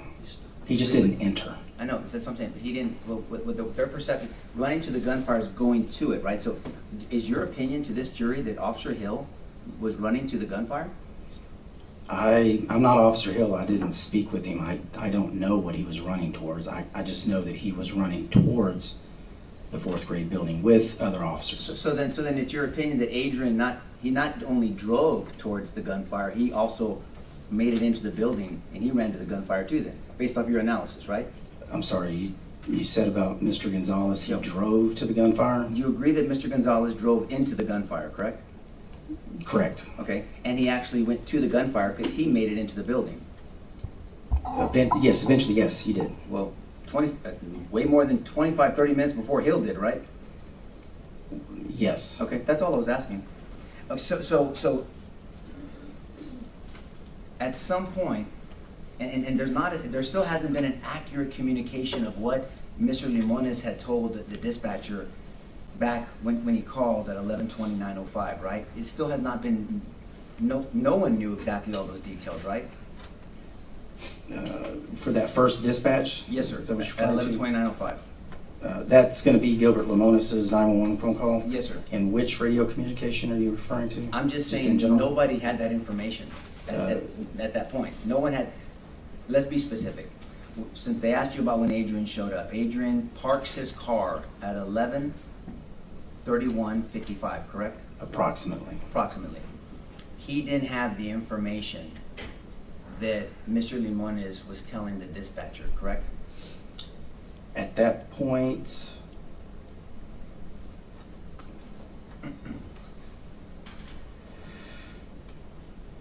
so he arrived, Mr. Gonzales parked at 11:31:55, and the radio transmission came out at 11:29:36. He would, depending on how his radio was programmed, it's possible that he had access to that. Well, 11:29, say what, 36? The dispatch was to Randy Hall. Yes, but the way the radio systems work, other officers can hear that traffic as well. Well, it depends how they're programmed, right? That's true, And yes. all I'm saying is all it said was shots fired, shots fired. That's why I was saying nobody knew the information that Mr. Limones was telling the dispatch. That's all I asked you initially. Not the detail of it. That's what I mean. So when Adrian's included in everybody, right? Nobody, right? Adrian is included in all the other officers. Can we treat him like the other officers? Yes. Okay. So he didn't know at 11:31:55. He did not know what Mr. Limones was reporting to dispatch. Not the details, but he may very well have heard this radio transmission. I understand. I'm talking about specific details, right? I'm not Mr. Gonzales. I don't know what he heard. Based off the radio transmission, I'm saying. The radio transmission says an accident, shots fired, essentially. That's what she dispatched Hill to go do, right? Correct. If I have you en route to Old Carrizo's Road, that's what she tells him to do. Have one vehicle accident, white pickup truck crashed in a ditch. I have a caller advising me, male subject has a gun. Shots fired, shots fired. Yes. So everybody could have heard that possibly, depending how their radio was programmed, but that's all they heard. Possibly, yes. But that's not all she was told. That's not all the detail that Gilbert Limones gave. That's what I'm saying, yeah, that's what I'm saying, so there's a disconnect there in information. But that information is critical for every one of these officers, because they're going into this circumstance, right? It is critical information, yes. So Adrian shows up, and his car at 11:31:55 is parked by that fourth grade building, right? Kind of to the southeast of that building and just to the west of building E. He's gonna get a picture up for us, but until then, I wouldn't waste his time.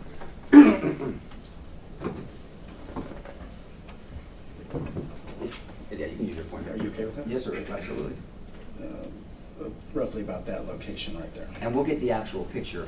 But so at some point, there's a description of there's something put out there that someone's running, that there's some suspect running, right, at some point. I believe so, yes. Yeah. And so you know now, and during your investigation, that Adrian Gonzales was driving towards a person running.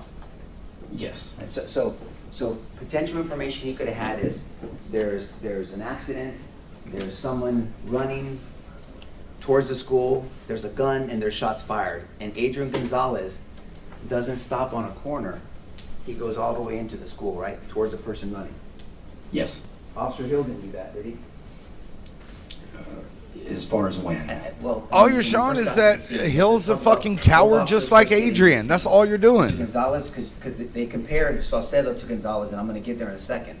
Let's compare Hill to Gonzales. They both have the same information. Gonzales drives into the scene towards someone running that he thought could have a gun. Hill stops on a corner, right? In general, basically. Momentarily, yes. Okay, momentarily. Okay, that's good. So can you see this over here? This is Yes. Defense Exhibit 8. And we see, I'm not sure, so Officer Hill's over here somewhere, right, at some point? Yes. Okay.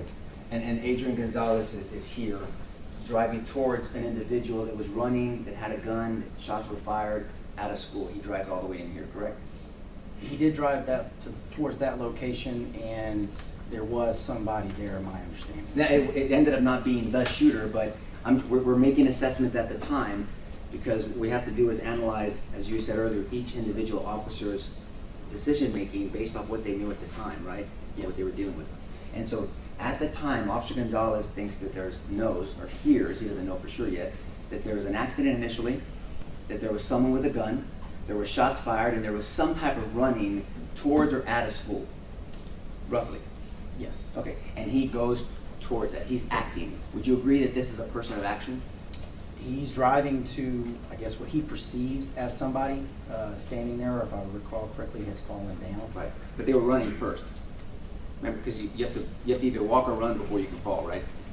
Yes. And so Well, this, not No. necessarily, but- No, you Well, don't. if You can Ms. be Flores standing said straight she up was and running, fall. she What are got you talking about, fired. Nico? I told you that? Yes. Okay, thank you for that. And so Mr. Gonzales is acting. You believe this is action, correct? It's action, yes. Okay. And so once he gets there, I noticed not in your critical timeline, there's not a place that acknowledges what Melanie Flores told this jury. And what she told this jury, just so you know, is that she was with Adrian Flores dealing with this situation for 2 to 7 minutes. That's not in your timeline, right? When this timeline was created, it was just based upon the initial interviews, and I'm going off of what Melanie Flores' initial interview contained. Well, she only interviewed twice, right? I don't know for sure. I know there was something after the initial interview, but I was not a part of any of that. She's a critical part of their indictment. You understand that? Yes. Okay. And so you're telling me that you weren't asked to look at both of her interviews and incorporate that in this critical timeline? I only looked at her first interview. I didn't see the second interview. And then the first interview said, basically what I'm telling you, they both collectively say this, but that she came in to interview with you guys 7 days later, right? You guys didn't go to her, she came to you.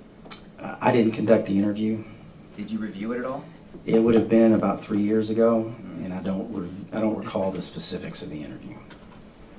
They're relying on her specifics, and then they have you as a witness to testify to this jury. You understand why I'm asking you specifics, right? We had Ms. Flores come testify, Your Honor, is what she But said. then why put him up on the stand?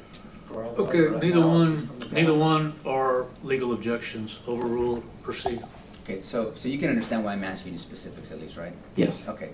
And so I understand what your answer was, but that's not her 2 to 7 minutes with Mr. Gonzales after he drove to this dangerous situation is not incorporated in your critical timeline, right?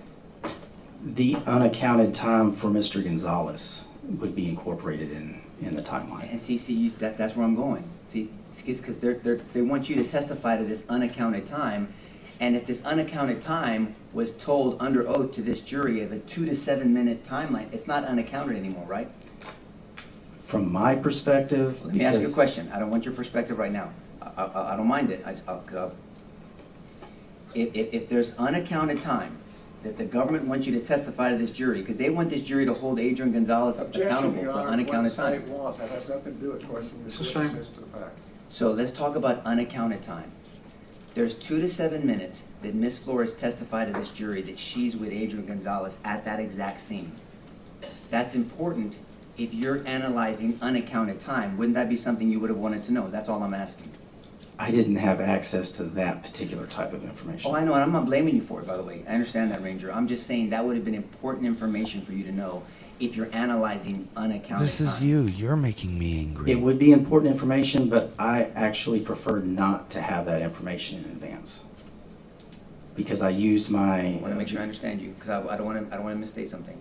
So you're here to analyze, give your opinion, of unaccounted time to this jury, and you No. don't want to know of potential reasons for that unaccounted time, because then it would be accounted for.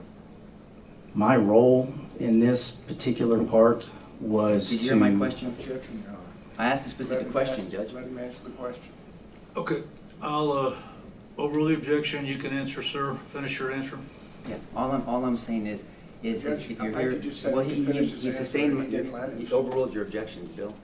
But he said you'd let him Yeah, respond. No, let- but that means he didn't answer my question. Okay, let's restate the question. Listen carefully, Ranger, and answer it as quickly and as specifically as you can, okay? Go ahead. If you're analyzing unaccounted time, and there's a potential reason for that unaccounted time, 2 to 7 minutes, would that be important for you to analyze unaccounted time? That's all I was asking. Yes, it would be important. That's all I was asking. And so that's not in our critical timeline, but that's something that was testified to. So we have Adrian with Ms. Flores for 2 to 7 minutes, and I know that's a range, but that's her testimony, okay? And so they were asking you that it took, between the time Adrian shows up and the time that the shooter goes into the building, I thought you said it was 1 minute and 4 seconds. Do you remember saying that? Yeah. That would be the time between when Mr. Gonzales parked to when the shooter entered through the west door, approximately 1 minute and 4 seconds. So, where's the marker?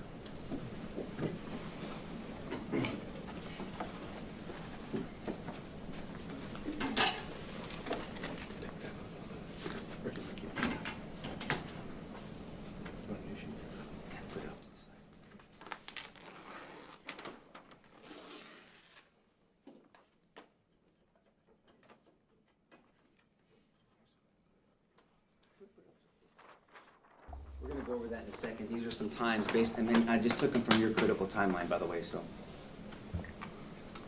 So, let's just go over it really quick.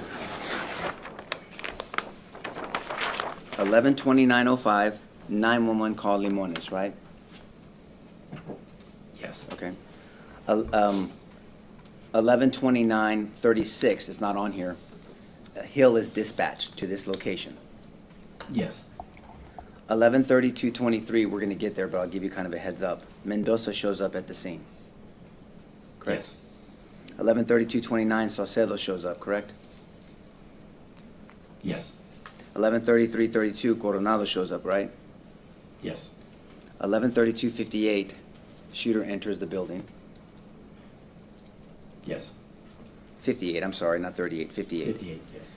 And 11:32:59, it's gonna be, it's gonna be critical in a second. Adrian says something over the radio about maybe where possibly the shooter could be. You want me to look it up? Yes, sir, if you didn't look at it yet, yes, please.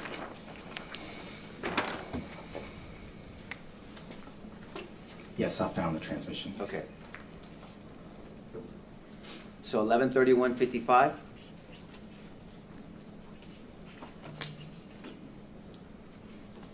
Adrian parked. Correct? I feel like Nico And then now you know, but it knows wasn't that even he's known at fucked the and he's time. trying to There's a 2 to fix 7 it minute because he period where knows he's Adrian fucked, is and now he's just dealing trying with to waste time. Gunfire, because he can hear it too. We're going to talk about that 14 seconds later. And he's dealing with a frantic individual in front of him, okay, right? Yes. Okay. And maybe you don't know this, but she testified that she's telling him south entrance, west side. I mean, there's a lot of things going on at that time, and that's understandable. I've actually seen MAGA crash out less. She never told the officer the south entrance.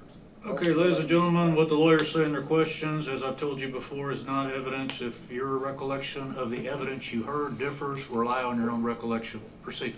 But now that you've reviewed her interviews, you know that the ranger and Mr. Garza here, their investigator, had to correct her and said the shooter did not enter through the south building. You know that she was corrected during one of her interviews, right? I wasn't aware of that. You weren't aware of that? Okay, well, I will represent you, and they're not going to correct me because she was corrected, okay? So 11:31:55, and you're saying 1 minute and 4 seconds later, the shooter enters the building, right? Yes. So if the shooter enters at 11:32:58, that's where you're getting the 1 minute and 4 seconds, right? Yes. And so this is what we're really talking about. We're talking about 1 minute and 4 seconds when somebody's claiming that Adrian shows up on the scene, dealing with everything, and the shooter's in the building, right? What about that time? Well, he shows up to the Correct. scene. He's dealing with someone frantic. He hears gunshots because 14 seconds later he says, shots fired, right? Right. He's trying to observe and orient himself, and then maybe he's getting shot at. He doesn't know where this fire is coming from, correct? Correct. And 1 minute and 4 seconds later, the shooter's in the building. Right? Yes. And once the shooter's in the building, Adrian doesn't know when he went into the building. There's no evidence that shows that, right? That's because Adrian Correct. never Because fucking he's went on looking the for him. southeast side, and there's no line of sight. Adrian stood there and hid like Correct. a fucking coward. He had no idea that he had entered the building at 11:32:59, right? There was some radio transmission, I believe, by Sergeant Coronado saying that he may have made it inside the building, but That wasn't Coronado, there was somebody that had radio transmission. but it wasn't Coronado, right? I can't say for certain. Well, you just tried to tell the jury that it was Coronado, but it wasn't Coronado, right? There was transmission shortly after After the what? shooter entered through the west door. Yeah, so shortly after is 11:32:59. Will you look at your critical timeline and tell me what that is? This is when Officer Gonzales says going to be on the west side of the school, by those vehicles. Supposed to be wearing all black. What is supposed to mean to you? So when someone says supposed to be doing something, it indicates that they didn't see, they're being told something, so supposedly this is what's happening, right? And that's possible. In general. And so he says supposed to be wearing black. So by the time Adrian shows up on the scene, is dealing with a frantic witness, and there's nothing, Miss Flores, I'm not criticizing her at all. She's got a lot going on. She told kids Yeah, to you go are. back inside. She's fallen. She thinks she's being shot at. She's hearing sounds. There's echoing, right? He's dealing with her. He finally gets oriented. He reports at 11:32:09, shots fired, right? That's from Adrian Gonzales. Correct. Okay, so he's there. He's got to get out of his vehicle. He sees a potential victim. He doesn't know. He thought it was the suspect as he drove into it because he took action. And he takes more action by getting out of his vehicle. He didn't stay in his vehicle, right? Based on what you're telling me in his interaction with Miss Flores, yes, he didn't stay in his vehicle. I appreciate you trusting me. I really do. But based off of your interview, based off of Ain't your no- ain't nobody investigation, trust he you. got out of his vehicle. I didn't conduct an interview, but yes, he did get out of his But you vehicle. did do an investigation. I trust R. Kelly more than you, I- Nico. Participated in the investigation, yes. But that participation has a critical timeline that everybody's depending on, right? Correct. Okay. And so you know so that takes more action to get out of your vehicle, right? Yes. And then if there's shooting going on, you have a better chance or a worse chance of surviving if you get out of your vehicle. You have a better chance if you get out of your vehicle. get out of the vehicle or stay in your vehicle and try to hide and not be seen to get shot? As me being a police officer, I would not want to stay in my vehicle Tactically, right? You'd either get behind the engine block or you'd run. or find some other cover or go I got it. to the threat. Right, but you don't get out of the vehicle and subject yourself maybe just to stand around just and got pace, you. right? You wouldn't be pacing back and forth. I would not. Okay. And so all I'm saying He is just gets got there, you, he Nico. says shots fired 14 seconds later because he hears them himself. Then right? Nico tried to turn He it wants around to like, relay oh, that's what I you're meant, doing right? Like is to tactically you would communicate get to out, the but you officers wouldn't. to let them know, What? Hey, there's shots fired, heads up, right? Yes. Okay, and then between here and here, a minute. Do you have a different color? You have a different color. Thank you. So from here to here is a minute and 4 seconds, right? From the 11:31:55 to the 11:30 To 58. 59. Yeah. 58. Yes. Right? That's a minute and 4 seconds. At 11:32:59, Adrian, after getting information from the witness, listening, because he never saw the shooter, but he's listening to things, he's giving an approximation. He's making educated guess to notify their officers, west side of the building, west side of the... Testifying, this is not asking a question, Your Honor. He's relaying information, Judge. I'm just trying to... Okay, You're saying what... go ahead and ask the question, please. Okay. He transmitted. I've seen the Adrian prosecution transmitted work more information today to everybody on the than video, they correct? have throughout the Yes. rest of the fucking. And part of that transmission is he says supposed to The be time. wearing black, correct? Yes. And that was a second after the shooter had made it in the building, correct? Yes. And that's consistent with someone who has never seen this shooter. Would you agree with that? I would agree with that. Yeah, Yes. and so he obviously had no idea when this person entered the building. So he's relaying the information as soon as he's gathering it, he's relaying the information, correct? Yes. But the shooter's already in the building. At that time, yes. And the time that he shows up at the scene to the time the shooter gets into the building is 1 minute and 4 seconds, right? Through the west door, yes. Okay. And then once he makes it in that building, 20 seconds later, he's assaulting those children. Objection to statement of the facts, Your Honor. It was 45 seconds. He testified. Okay, let me, I'll make it real easy, Judge, if you Well, will. I need to repeat it. The objection is overruled. Rely on your own recollection. Ladies and gentlemen, proceed. Okay. Does someone have to enter? He shouldn't have to room say that assault much. I somebody don't think. With a weapon? No. Yeah, that's what I meant. So do you mind if I use an example you and I are I woke I'm up shooting with a at you migraine hypothetically? this morning, and Nico is just making it If worse. this is And now I need to go and door, grab another right? monster. And I'm standing outside that door, and I have a weapon, and I'll still aim down, and I'm shooting at you with this weapon through the door. Am I assaulting you? Yes. So the assault happened 22 seconds later, right? You can look at your timeline. From the hallway, yes. Yes, sir. From when he enters the building at 11:32:58, in 20 more seconds, he goes down to 112 and he starts shooting that door.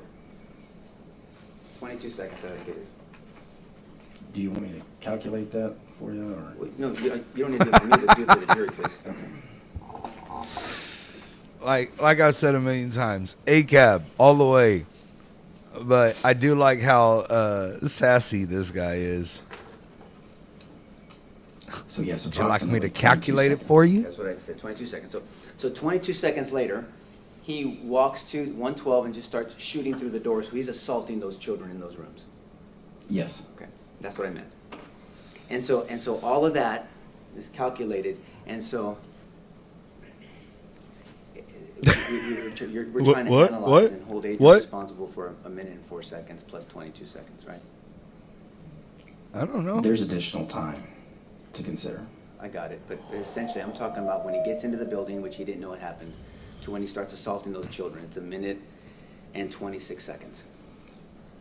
From the time he starts shooting into the classrooms. That's from getting into the building to shooting the classrooms, it's a minute and 22 seconds. I'm sorry, from when he gets there, from Adrian gets on the scene to him shooting the classrooms, it's a minute and 26 seconds. To starting to shoot into classrooms, Right, yes. yeah, that's it. And this whole time, Hill is still at the corner somewhere, right?